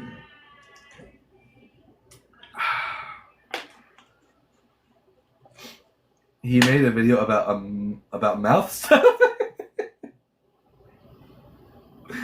No, I mean, Kundalini is some sort of weird mystical Eastern tradition, and people from the West adopting Eastern mysticism but not understanding it. And but it does sound like cunnilingus. I agree. Because I heard Kundalini, I was like, hey, I love Kundalini. Sounds like a dirty pasta. Anyways. Is there, Holy Honker says, is there really no ops right now?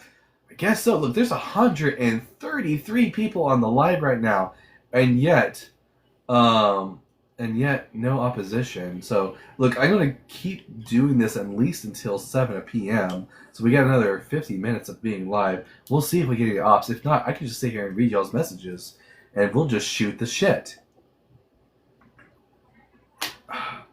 I'm just trying to make it a regular thing for me to start going live on the days that Justin doesn't go live, so that I can actually upload to the YouTube channel, and so that we can get some monetization, and so that we can get better equipment. Because yes, to the people who are watching this in the future on YouTube, I realize my mic sounds like shit.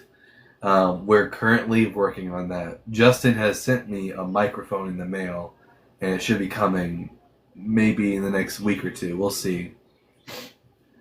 Did you sub to mine yet? Dr. Joe, what is your YouTube? Here, 1 second. Dr. Joe.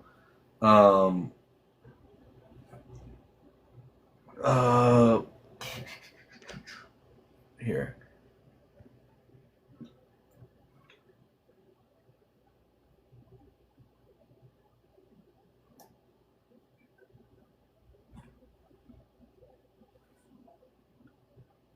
One second. I'm gonna bring up Jacob Stone, but Dr. Joe Recovery. Okay, here, let me see.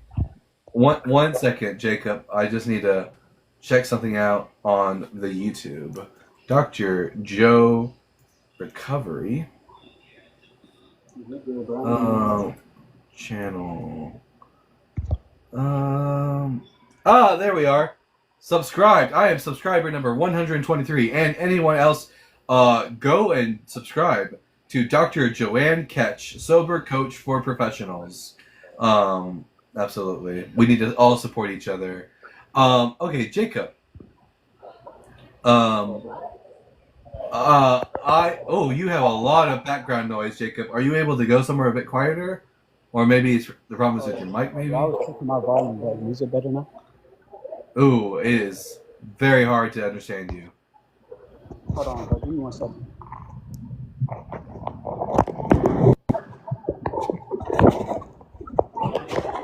My fault, bro. I'm taking my phone to do something. Alright, is this better? Give me a test 1, 2, 3. Yeah. No, I'm good. No, I'm good. Test 1, 2, 3. My fault, bro. Can you hear me better now? That's better. Okay, Jacob, I have 3 questions to ask you. The same questions I ask every single one of my followers, and every one of my guests, irrespective of who they are. Question number 1: are you at least 18? Yeah. Question number 2: are you a Bible believer? Yeah, for sure. And then question number 3: whatever you're doing to your mic, just don't stop doing that. Question number 3: what are your pronouns? My pronouns, bro, I'm a man, bro. Sure, that's your gender, but what are your pronouns? I guess you would call me he, him. All right. I'm Dalton, the Bible guy. I don't believe in the Bible. Why should I? Hey, I'm glad. I'm not even going to take too much of your time, bro. I appreciate you being respectful and everything so far. I'm just going to run over a few points and get up. Let's go one point One at a thing I'm time. going to tell you, and I understand a lot of the things y'all be thinking, like, oh, it's made by man. It was written by however many men. I'm just going to give you a few facts about the Bible. The Bible I is the probably only. know them all. What's up, bro? Let's go through each one of these facts about the Bible, and let's see if I agree with them All or right, not. So what's fact number 1? you got access to Google, right? Because I want you to Google some of this. We'll see if I need to Google it. All right, but the Bible is the only book with 60,000 cross references, even though it has however many authors and however many books, more than any other book on earth. It references itself more than any other one. Yeah, that's because there are 66 plus books in the Bible, and the authors of the later sections of the Bible were aware of the earlier sections of the Bible. Plus, those cross sections aren't really all that significant because it includes things like, for example, if the city Jerusalem is mentioned in the New Testament, it cross sections it with a reference to Jerusalem in the Old Testament. So those cross section of references aren't really all that impressive. All right. Second thing I'm going to tell you is, even though it has however many books, however many pages, however many authors, it says the words, be not afraid 365 times. Last time I checked, Yeah. it's 365 days in the year, bro. Yeah, that's irrelevant. The number of times it says "be not afraid" is irrelevant, and that's just pattern seeking.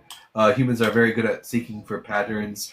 I'm sure you would find other words said in other different amounts of times, and you could probably draw some sort of meaning from it. Just because the book says "be not afraid," it also says that the fear of the Lord is the beginning of wisdom. So It most definitely is. it's not that impressive. But, okay, I'm not even going to talk too much about the book anymore because I could keep throwing facts at you, but, you know, you gotta want to believe a miracle to even see it. So I'm not going to get too much into the book, bro. But The I'd o- love to keep the talking only, for sure. yeah, the only things I believe in are things which can be demonstrated to be true. Now, that's understandable. So, hold on. Let me ask you something. What do you think the definition of faith is? And do you feel like faith Belief is without blind? evidence. No, It depends on faith who. It is depends on where. faith is blind. Go on. My fault, bro. You can go ahead. I ain't gonna cut you No, off. no, I was just saying it depends on who you're asking and where you're asking and when you're asking. But what's your definition? The evidence of the things that are unseen.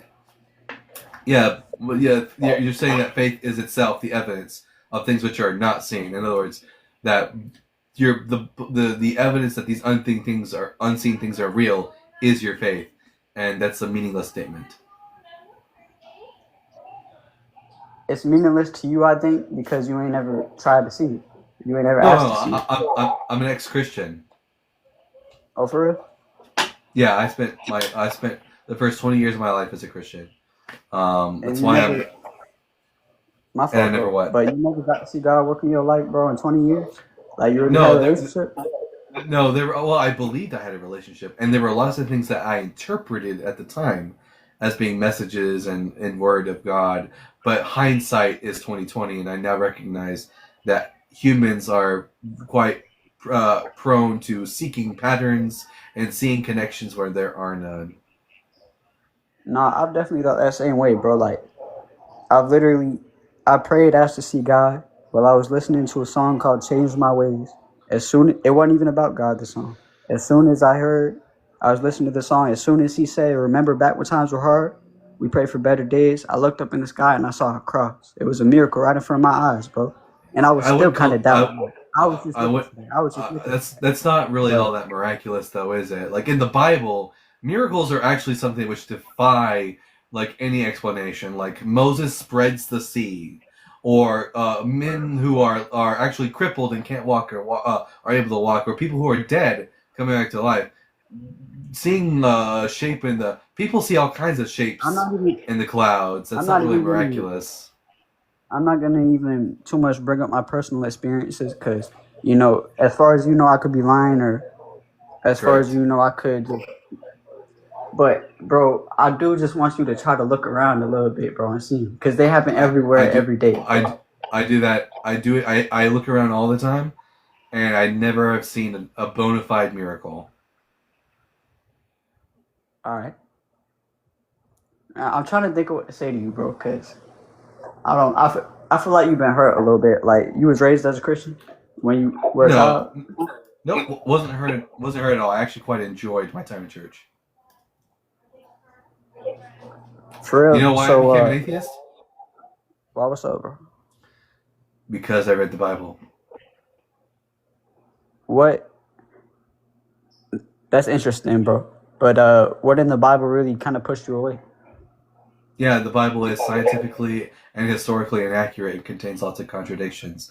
And when I read the Hebrew There's Bible, it became quite clear that Jesus never fulfilled a single prophecy about the Messiah, and I was forced to just say, this book is full of shit.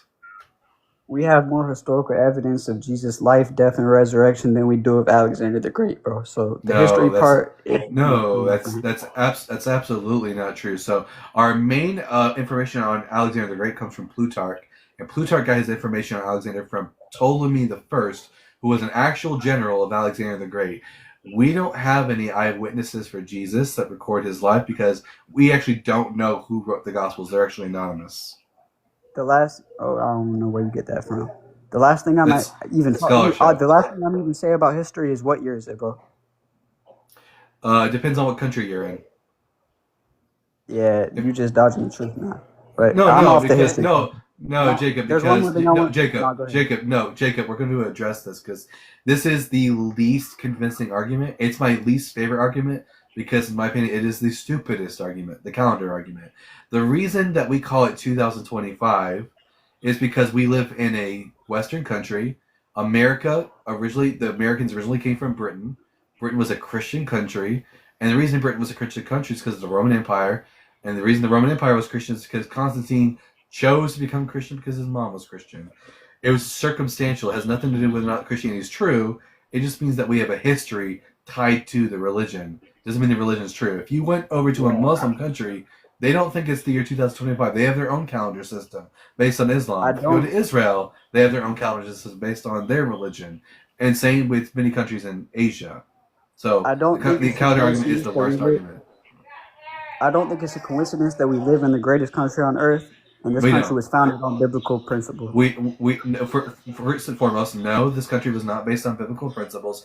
It was based on Enlightenment principles. And two, this is not the greatest country in the world. We have the most mass shootings of any country in the world. We have freaking military. We have undocumented military individuals coming in and threatening citizens with tear gas all the time in this country, in Portland and Chicago. We are slowly moving towards becoming a third world country because of the bullshit happening in this country. So we are not, and also the education. No, I'm not, because I'm fucking poor because this country is bullshit and we don't pay people what their work is due because we are going by capitalism, which sucks ass. People die in hospital. People die because they can't afford their hospital bills, while other countries are giving their citizens free hospital visits, free higher education. Meanwhile, the people in this fucking country don't know the difference between first and third person pronouns. So no, we're not the greatest country in the world. I want to say something, bro, but I'm not going to offend you, bro, because I appreciate you being respectful with me and just talking. But I was going to say, one thing I wanted to say about the scientific facts of the Bible, bro, if you really look into it, you'll realize we're not saying anything too much different. You know, the Bible says the world was created. The Bible says the world was created in 6 days. What does science say? 7-some billion. Yeah, that's very different. What shape is the Earth, Jacob? I don't know off the top of my dome, bro, but we're not saying nothing different at all. Jacob, what shape is the Earth? That bit looked like a snow globe, bro, under a firmament. What? It looked like a snow globe, bro. We under a firmament. Oh, fuck, Jacob. No, there is no firmament, Jacob. No, this is exactly what I'm referring to, is that this is one of the reasons. This bullshit of flat earthism is only concentrated here in America. This is why other countries look at America like we're a fucking trailer park, because we got people in the year 2025, the year of our Doug, 2025, believing that the earth is flat, when we know for a fact it is not. I'm gonna tell you this, bro. You got a lot of faith. You just putting it Here, in your here, own thing. here, Jacob. When I'll you get give an you answer with Jacob, you Jacob, doing Jacob. this, One second, Jacob, it's turning Jacob, their logo. Jacob, That's Jacob, what you Jacob, want. Jacob, Jacob, Jacob. I'm going to give you 2 minutes to preach whatever you would like to preach. Go ahead. Yeah, I appreciate that, bro. And after that, I'm gonna get up out of here, but I definitely want Yeah, to talk to you again. yeah. And Preach honestly, whatever you I want. do gotta do a little bit of research because I'm kind of on the spot, bro. Like I ain't gonna lie to you. Yeah, I want But you to preach whatever you have to say for the next 2 minutes straight. Go ahead. I don't even think it's gonna get you, bro. But give me. Correct.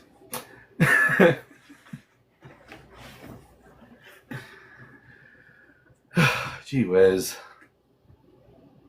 This is exactly why we're not the world's greatest country. Fuck me.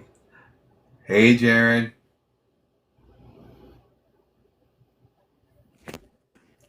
Jaron, what We're do you have to like say about... top 10 though, right? Say what? We're like top 10 Top though, 12? right? Like top 10. I don't know, I don't know, Jared. Jared, what do you have to say about the idea that Jesus was the Jerry. most documented person in all of world history? Listen here, you little shit. Jesus, definitely not a real dude. Now, I was really quick though. I was summoned to come in here. Somebody messaged me. I'm not going to tell you who it is to protect Cyber's identity, but they told me, hey, you should go in there and you should talk to Dalton. Because somebody, I don't know if it was the guest or you, had mentioned that 2nd century Paul is a conspiracy theory. As far as the data I currently have at my disposal, it would seem so. Now, maybe I'll change my mind once I get around to reading your book in the next 5 months and how many days? We're looking at 5 months and 14 days at the moment. 5 months and 14 days. Who knows? Maybe I'll change my mind once I read the book. Because I'm going to read it very thoroughly, and then I'll probably end up making a video, and maybe I'll like have you in the video so I can talk to you about it, because you're the author, so that's like the most best thing probably to do, and then I'll give my official position on it. Well, my question would be, I can understand you saying that it's wrong, but why a conspiracy theory? It depends. Do you are you under the belief that Jesus was invented whole cloth? Just by anybody, or are you specifically asking by a particular? Is it my connection or your connection that's bugging out? Oh, okay. I can hear you again. Yeah, I'm familiar with for example, Joseph Atwell's theory. Joseph Atwell believes that Jesus was created by the Flavians in order to control the masses or whatever. That's when I mean to ask you, did someone invent Jesus whole cloth? I mean, did someone deliberately invent the character of Jesus, knowing that he was fiction and not real, in order to push some sort of agenda? Okay. By the way, am I coming across now fine? Is the connection better? Yes, absolutely. Okay, good deal. Yeah, no, I definitely don't think that it was a conspiracy theory at all. I don't think that the government was behind it. That's grade A bullshit. Okay. But I would say huge that weight off my shoulder. Go ahead. That's a huge weight off my shoulder. Now, continue. However, I would say that the stories are still, created. They're still mythological. They're still fake or fiction. I agree. But just based off of prior material. I agree with that already. My only concern was with whether or not someone not whether or not the stories were concocted, but whether or not the person of Jesus was purposefully fabricated, made up, as opposed to for example, someone genuinely had a vision or something like that where they thought they saw a celestial figure named Jesus, and therefore they wrote about him and then created myths about him. Oh, I would still say that Jesus, the character, is not real. I would say that that's created as well as the stories, but still created based off of prior influences that all just kind of funnel into a character that someone wanted to create, like a mythology, like a mythological character. So in your mythicist, It's just not coming from the government. Right. So in your mythicist hypothesis, there is an individual who is knowingly taking aspects from previous religions and creating a new character called Jesus. Either knowingly and writing it down in the Gospels, or it had just kind of come to fruition that way. Because we see the elements of what Jesus would become. We see his teachings in other prior works. We see the narrative for his life in other prior works. We see the miracles in other prior works. We see the theology itself in prior works. And then suddenly we get a text that's pretty much a syncretic idea. It pulls from the Book of Elkasai. It pulls from Wisdom of Sirach. It pulls from teachings and stories of Asclepius and Dionysius and Serapis and Orion. It pulls from the works of Josephus, the Septuagint. It's a whole bunch of different things that come together because it's a syncretic religion. And that's what really makes it work, is it's syncretic. It allows for people to connect to it in different ways. I agree that it's a syncretic religion and it has all these like aspects brought into it. My only concern with is, and where I would use the word conspiracy, is that someone is deliberately creating a fictitious person from scratch and trying to sell it off as if it were a real person. It would make much more sense to me if this person who's inventing the stories about Jesus at least believed that Jesus existed in some capacity, if not as an earthly physical person, or at least as a spiritual being. Well, yeah, the first gospel that's published that we see is Evangelion from Marcion in roughly 144, and it has Jesus descending out of heaven as a fully grown man. It's a fairly quick gospel, and it doesn't really have a lot to it. It's almost as if the entire story or the entire ministry of Jesus lasts it's almost like it takes over the course of like a week or two. There's not really much to it. What is this word called? Evangelion. Well, we call it Evangelion today, or a lot of scholars will call it Evangelion. I call it Evangelion simply because of the fact that it's similar to evangelist, that kind of term. And I wanted to also differentiate it from the anime. Written by who? Marcion.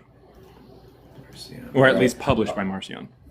Yeah, I'll have to take a look at this text later and read it. Yeah, so I guess a lot of the difference between you and I kind of comes down to what you would consider created, because like Marcion publishes a gospel in 144 and it has this story. Now, you could say that Marcion came up with the idea. You could, or you could maybe even say that he outsourced it. That's something that my co-author is actually working on, is trying to figure out if there's any support for the idea that some of the gospels or earliest gospels were actually commissioned out, like somebody created the works for the Christians because they didn't have the, I guess, ingenuity to do it themselves. But the point is it that Marcion or his followers created the story, or is it that the story just kind of comes to be based off of different ideas and he's just the first to write it down? See, I would be more willing probably to accept it if it was more like the idea that Marcion had adopted a belief in a sort of celestial Jesus and he's merely writing what he believes the gospel to be about that celestial Jesus, as opposed to him knowing that Jesus isn't a real figure and he's simply creating him for some purpose. Very similar to Dr. Carrier's position, where the apostles are having visions of a celestial Jesus, because, as I like to say, all of the ingredients to make a Jesus pie are there in pre-Christian Judaism prior to. So the idea that someone could have had a vision of this celestial being and then create a myth around him is not an unlikely scenario. Like plausible to you, yeah. Okay, and I get and that. in fact, what you described the Evangelion as sounds very similar in a lot of ways to the Ascension of Isaiah, where Jesus is a celestial being who exists in the heavens and descends through the firmament. It's a very similar story, actually. Well, the Ascension, the Ascension of Isaiah doesn't really have. That's not really Jesus per se. Well, it's the beloved who's called Christ, and I think, Right. And the text actually might use the name Jesus. I could be wrong. It's been like about a year and a half since I've read it. I'll have to go back and read that, but it does refer to him as the beloved and the Christ. Are you talking about the tablet that they found? No, the Ascension of Isaiah text. The Ascension. Maybe I'm thinking of something else. But anyways, oh no, I'm thinking of Gabriel's revelation. My bad. Yeah, the Ascension of Isaiah. Is Oh different. yeah. I haven't read the that text that you're referring to. No, that it's just a stone that we have like only pieces of something from it. So here's the biggest thing. The use of visions is something that Richard Carrier has to have because he accepts the first century dating for the text of the New Testament. So therefore, if Paul is writing within 18 to 20 years of the supposed death of Jesus, you got to explain it somehow because that's actually pretty darn good. If someone is writing about somebody within 18 to 20 years of their supposed death back then, and the guy was from like backwoods Galilee, that's decent. But granted, Paul does not go over a lot of like actual life material, like where he comes from, his family. Doesn't even really talk about miracles or anything like that or his upbringing. But nevertheless, 18 to 20 years is pretty wild. And so Carrier, what he has to do is he has to explain it as these are just visions. And it's nothing more than just a celestial Jesus that was crucified in the ether, crucified in this second level of heaven. But to me, in the firmament, that's bullshit. That doesn't really make a lot of sense, especially since we see using data science that these texts are not from the first century. So, but that makes Carrier's position easier, is the thing. I'm curious. What about the idea about Jesus ascending into the firmament, and being crucified? Doesn't make sense. It's not that part that doesn't make sense. It's the idea that you would need that to happen in order to explain the first century.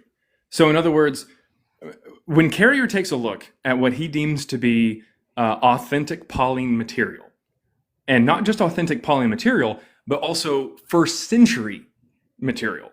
When he takes a look at this, he sees that there are elements that are very spiritual, elements that are very cosmic. They don't seem to line up with a Jesus who was actually physically here on the planet. Now, granted, in some of these some of these epistles, there's also some stuff that does tend to kind of point to the possibility of Jesus being historical, and Carrier tries to dismiss that in one way or another, and that's fine. It's whatever. I still agree with his conclusion. But if we understand that this is actually just second century material, and that Marcion published alongside Evangeline the first 10 letters of Paul, or letters that he attributed to a man named Paul, that's what he does in 144. He produces a New Testament canon, and it has 10 books attributed to Paul and Evangeline. And if his Evangeline has Jesus coming down out of the sky and not actually being historical, then that explains exactly why Carrier would find elements of Paul that seem to be talking about a Jesus that's not historical, because he's not. He's just a mythology. That's all that it is. It's just that later editions of Paul's letters and later edits of Paul's letters, which we have today, which unfortunately Carrier thinks is legit in some cases, it's just material that they added later trying to make Jesus sound a little bit more historical.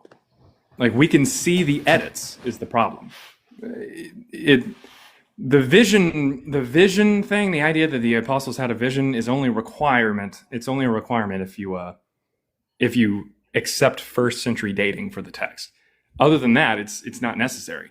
You can blame it all on Marcion. Marcion just Right. Once I Modern get around to mythology. reading your book, I'll have to see the exact methodology you come to understand that these texts are second century. I'm convinced that Paul was a historical person who existed in the first century, mostly because I think that First Clement was written in the year around 64 to 69 CE, and it talks about Whoa. Paul's death. Yeah, I 60? think it's a minority view, but I take that position mostly because of the way that the author refers to the temple system as if it's currently running.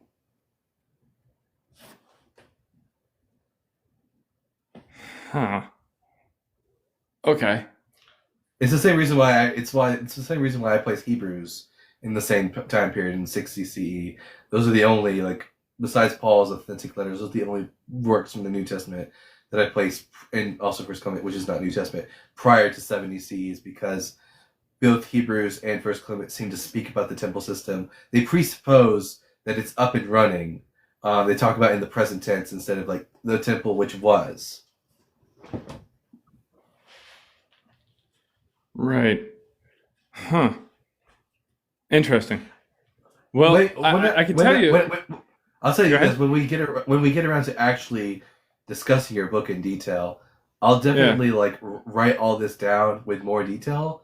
That Gotcha. way, the discussion will be a lot more productive than me just saying something. Because Okay. it's frustrating to just have me say something without me being able to like pull it up immediately and back it up. Right. Okay. Yeah, that's fair. Yeah, okay. Yeah, and I don't want to exhaust this whole conversation right here and now until I've Oh, read no. it because it's going to be juicy content for the video when we finally get around to talking about it. Yeah, I'm all for the juiciness. So let's bring it on. Absolutely. Bring on the juice. But by the way, I But, don't have any. Looks like I don't have any guests right now, so you're more than welcome to just stay up here and hang out with me until I get a guest if you want to. And fine with me. Yeah, if anybody We got wants to come up and answer the question, why should Dalton believe in the Bible? Like, why? Beardsley Doomhammer says, let's see Dalton and Justin versus Jaron and Cyber.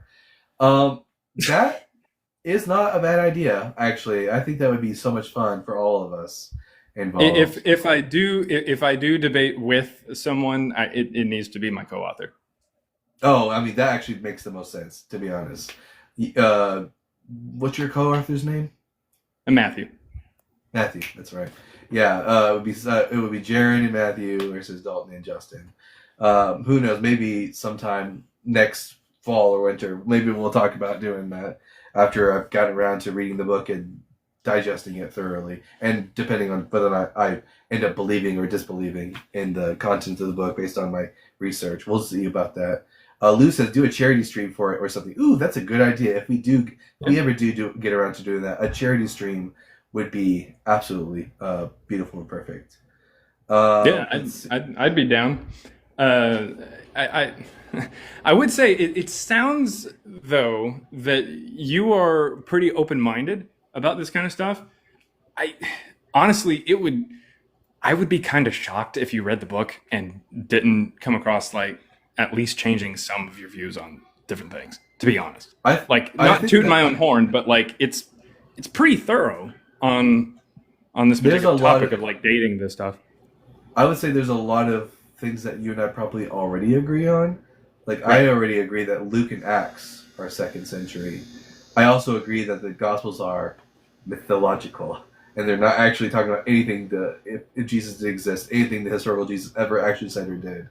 So there's probably already a wide amount of agreement between you and I on this. So you think that Luke and Acts are second century? Yeah, because there seems to be a lot of evidence supporting that Luke Acts was depending upon antiquities. Okay. How do you not figure that like antiquities / Wars of the Jews also impacted the rest of the gospel? I would need to see like direct examples where it was seen that the authors are directly lifting from antiquities. Thank you for the teddy bear hat. I do see examples of that in Luke. For example, I mean, just literally last week, I was literally reading Antiquities, in the opening line, I was like, this sounds exactly like the opening of Luke, but Right. yeah, I would just need to see like direct correlative like evidence of like passages from Matthew which seem to be taken out of antiquities, for example. Huh. So all the Gospels, by the way, they have the character Joseph of Arimathea, and he Yeah. mimics pretty much exactly what Josephus, whose Aramaic name is Joseph, does in his autobiography, which was published in '99. You know, it's funny enough. I've only read antiquities. I haven't actually gotten around to reading Joseph's biography yet. It's even Yeah, though it's in my book. specifically it's sections 420 and 421. Here, one second. Yeah, Let me write it's this down. it's pretty wild. Like if you were to read it right here, you'd be like, oh, okay. Josephus versus Joseph. Biography of Joseph. Yeah. So Life of Flavius Josephus, sometimes called Vita, Yeah, which sections? 420 and 421. Well, that'll be easy to remember. 420. Yeah. yeah. That's fantastic. I'll definitely be reading that later in my free time. I got Josephus on the shelf right now. Let's see. What are people in the comments saying? W420, absolutely. We got Paul Vibes calling out Jared. Let's see. Where are all the... Listen, to the opposition, I know there's 153 Christians out there right now. And thank you, Jared, also for being here to help fill in the time. We got 56 people watching right now. Some of you have got to be Christians who disagree with me and believe why and should give me reasons why I should believe in the Bible. Come on. Someone out there has got to do it. Number of people that the Holy Spirit's supposed to give you the bravery to defend your faith. 1 Peter 3:15. Always be ready to give a defense for the hope that is within you. So get up here and defend the Bible. It also says to do so respectfully. Yeah, do so with reverence and respect. That way you should have a clean conscience. Don't be coming up here like the couple guests a couple back and calling me a fat ass. It's not very Christ-like. Jesus Christ. No, I get that pretty much every stream, so I'm kind of like numb. I'm numb to it, so it doesn't even bother me anymore. It actually just helps me demonstrate how much of an ass they are. They are the ass that Jesus rode in on. Both of them. Yeah, both of them. So, for me, because I'm racially ambiguous, shout out to Xena May, I don't really get a lot of like direct like terminology for racial slurs and stuff. What they'll generally do is they'll assume that I'm some particular religion. Like they'll come in and be like, "Oh, hey, this guy's Muslim. Look at him," and it's like, "What?" It's like I get called out for being a secret Israeli a lot, or secretly Jewish, only because of the fact that I'm very knowledgeable in the Hebrew Bible and speak Hebrew. So they, which I don't blame them for thinking that, because they argue as if I were a Jewish person just refuting the New Testament. Dustin says, I disagree with you, but you're not here to listen, and that's fine. You're not ready. Dustin, you can make any excuse you want for why you were too afraid to come up and talk to me, but it has nothing to do with me not being ready. I'm always ready to hear facts if you're able to present them to me, the data. But Dustin, I think that perhaps the reason you're not coming up is because you don't have any evidence to support why I should believe in the Bible, which is why you just came up with that little excuse. But I get it. I would do the same if I were in your position. Kyle says, Dustin, been going on since I got here. Oh, well, I'm just now noticing them. Aren't both Dalton and Jaron from Texas? Jaron, are you from Texas? Yeah. Knopf, Fort Worth. Really? Yeah. I'm also from around the Fort Worth area. Yeah. I'm like near Keller. I am. Let's just say I'm near. I'll say I'm near Greenville, but I won't go any more specific than that, just because weirdos out here. You know Greenville? Greenville? Yeah, Greenville, Texas. Oh, Greenville. Oh, okay. Yeah, not Greenville, because that Yeah, might be yeah. how it's spelled, but that's not how we say it. Oh, okay. Yeah. Well, I was thinking a little bit closer over to Fort Worth, but no, you're like that's like northeast kind of metroplex. Yeah. Yeah, exactly. Yeah. But it's nice to know that we're at least roughly in the same area. We got the same background. Brody Global said Becky, the fulfilled prophecies, the historical accuracy, book to book consistency, etc. I don't know who Becky is, but I would say there are no fulfilled prophecies in the Bible. It's not historically accurate, and the book from book to book is definitely not consistent. Dustin says, you've chosen to believe what history you want to believe existed. I've been listening.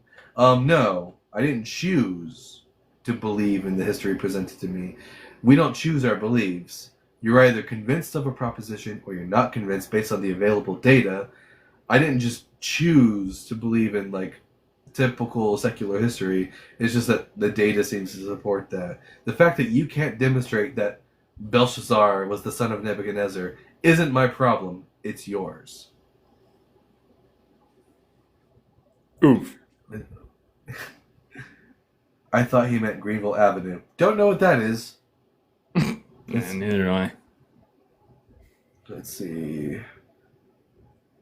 Well, that's just... Oh, but Paul says in response to Brode, well, that's just silly. There aren't even 300 prophecies in the Messiah. This is so true.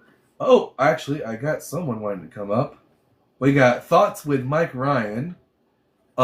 Mike Ryan, I'm going to ask you the same 3 questions I ask every single one of my guests, irrespective of who they are. Question number 1, are you at least 18? Yes, I am. Question number 2, are you a Bible believer? Yeah, I got to take. All right, and question number 3, what are your pronouns? Oh, he, they, thank you. All right, I'm Dalton the Bible guy. I don't believe in the Bible. Why should I believe in the Bible, Mike Ryan? Oh, hi. Thanks for having me up here. I'm so honored and flattered. Thank you for your time. I think you should believe in the Bible for what it is, like for what it's worth and for what's actually in there. And I studied a lot of like schools of wisdom and esoteric thought and occult and a lot of other different schools of thought. And like the Bible is a real ass object of power. Yeah, And I'm more concerned about whether or not the content in the Bible comports to reality. Like I'm not like if it's like just a book of philosophy and ethics, I think I right, can not as like get those a things. source of power, like a source of wisdom, or like it's actually worth a darn. No, you're talking about like the literal specifics, right? Yeah, like I feel like any ethics or Hmm. philosophy that's in the Bible, I could probably get from better Like, sources outside of the didn't Bible. Abraham live to be like 570 years old or something? No, Abraham never existed, so he didn't live to Oh, be okay. 1 years Well, old. cool. Yeah. I'm just kind of on the side of the doubters where you can say like the Bible says all these people were living for hundreds of years, and it's like modern science proves that's impossible.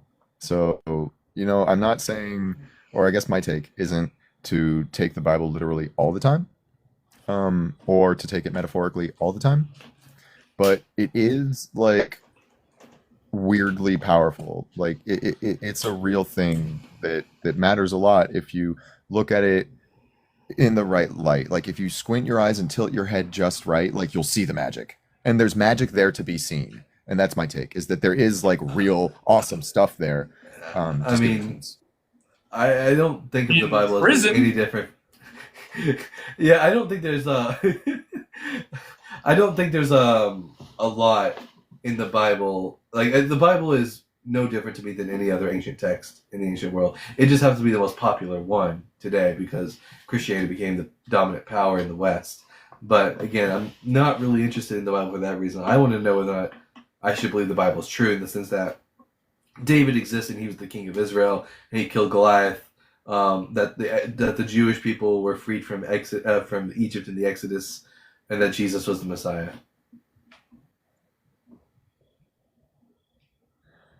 Oh, okay.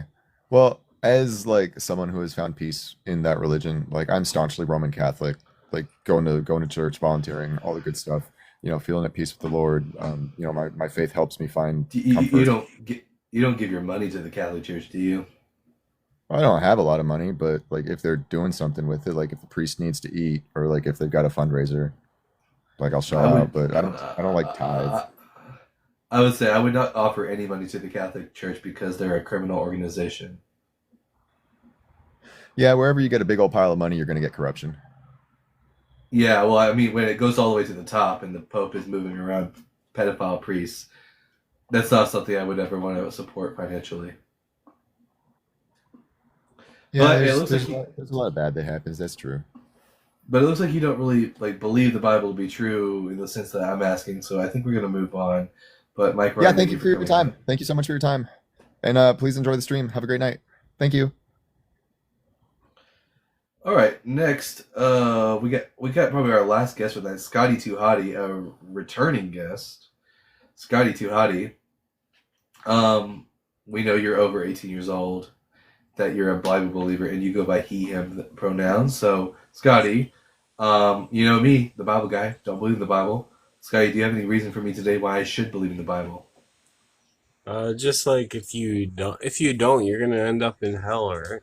So I mean, if I do, I'll end up in Jewish hell. How about that? well, there's only one hell that's real. Oh yeah, yeah, you're right. It's the North hell, right? Where we'll all freeze our asses off if we don't die as warriors. Nope. It's the Christian one. Why should I think that the Christian hell is the one true hell? Because Jesus is the truth. But he wasn't even the Messiah. He's not the Jewish Messiah. He's not any Messiah. He's not the Jewish Messiah. He's not any Messiah. Yeah. What other well, Messiah would he be? True, he's not the Yeah. Messiah. Yeah. I believe Well, that he's the Son of God. Whoa, Right? just be clear. I just want to hear you say that again. Say that Jesus is not the Messiah. Yeah, he's not the Jewish Messiah. No. Not just The say that he's Jewish not the Messiah Messiah. is the Antichrist. No. There is no such. If it's not the only kind of Messiah, as Jaron just pointed out, is the Jewish Messiah. Messiah has no meaning outside of a Jewish context. So was Jesus the Messiah prophesied by the Hebrew Bible? Yes or no? I would say no. Because Then he's not. Then he's definitely not the Son of God if he's not even the Messiah. yeah, the Messiah that prophesied by the Jews is actually the Antichrist, which is going to pretend to be the Messiah. Okay, so that's in the Bible, Revelation 39. No, Revelation doesn't say anything about Antichrist. But Revelation let 39. me just make it very clear. When God told the prophets of the Hebrew Bible that one day the king of Israel will do such and such, that's actually a reference to the Antichrist and not the king. Yeah, the Antichrist. Well, the Antichrist is going to be worshipped by the Jews. No, it says that the Spirit of the Lord would rest upon him. Isaiah chapter 11. You think that the Spirit of the Lord rests upon the Antichrist? No. No, absolutely not. Well, that's what the Hebrew Bible says about the Messiah. Yeah, but there's also, you got to read in the Bible Revelations 3:9, right? No, Which why talks would I? about What? the No, Jews. why should I give a shit The about Jews the are book the of Revelation? synagogue of Satan. Scotty, why? No, Scotty. Okay, we're not going to be pushing the anti-Semitism bullshit here. So I Well, suggest it's you the avoid that. Bible. So no, I suggest you avoid that talking point if you actually want to keep talking to me. Now, I don't give a shit what the book of Revelation says. It almost didn't even make it into the Bible to begin with. Now, if I were a Jewish person, why should I think Jesus was the Messiah that Israel was expecting, the one that God spoke about in the Hebrew Bible? Well, Jesus is the one who saved us on the cross. Saved us from the cross? Saved us, well, from he saved us dying on the cross. He saved us from our sins by going to hell. Can you prove that Jesus' death served as an atonement? Because I don't think you're going to be able to demonstrate that point. Also, Yeah, God Jesus doesn't went to like hell human for 3 sacrifices. days. What's the evidence? Jesus went to hell for 3 days, and then when he was there, what's the evidence? he defeated death. What's the evidence? That's the Bible. So the evidence is the Bible. Why should no? Actually, the evidence is not the Bible. The evidence is the New Testament. Why should I believe in the New Testament? Yeah, exactly. You got to believe in the New Testament, and the Old Testament's not so Okay, important. what? Fucking hell. Well, Jesus would have disagreed with you on that point. I Now, don't think so. why should I give a fuck what the New Testament says? Because it's the teachings of Jesus that are in there. You don't actually do what Jesus said, though, Scotty. You don't actually obey I Jesus. do. Do you keep kosher? No. Do you keep the Sabbath on Saturday? I'm not Jewish. Well, Jesus I'm a told you to. Christian. Why don't you do No, what he Jesus told the said? Jews to. I'm No, not no. Jewish. No. Jesus, after his resurrection, said to his disciples, "Go into all the nations, baptize them in the name of the Father, the Son, and the Holy Spirit, and teach them to obey and to observe all that I have commanded you."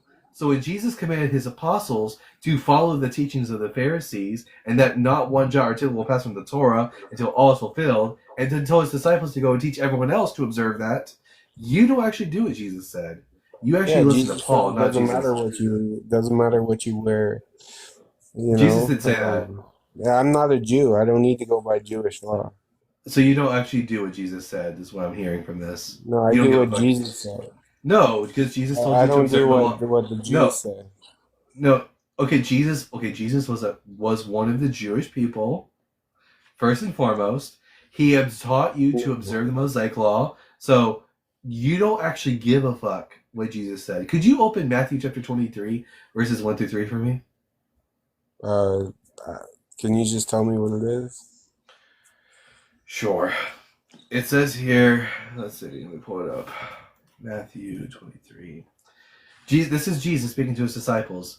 Then Jesus said to the crowds and to his disciples, "The scribes and the Pharisees sit on Moses' seat." That means they have Mosaic authority. "So practice and observe whatever they tell you, but do not do what they do, for they preach, but they do not practice what they preach." So do you do what the scribes and the Pharisees declare? Does a Roman do what the scribes and Pharisees declare? Well, no, but the Roman wouldn't be observing what Jesus said. Yeah, a Roman can be a Christian, and I'm Yeah, a Roman and who's a Christian. if a Roman wanted to observe what Jesus said, they would observe the commands of the scribes and Pharisees. So you don't actually give a shit what Jesus taught, do you? You just believe in Paul. Yeah, Your religion's not actually, Christianity. No, you I don't. know 'Cause you that. Ephesians 2 verse 8. That's Uh-huh. all I need to worry about.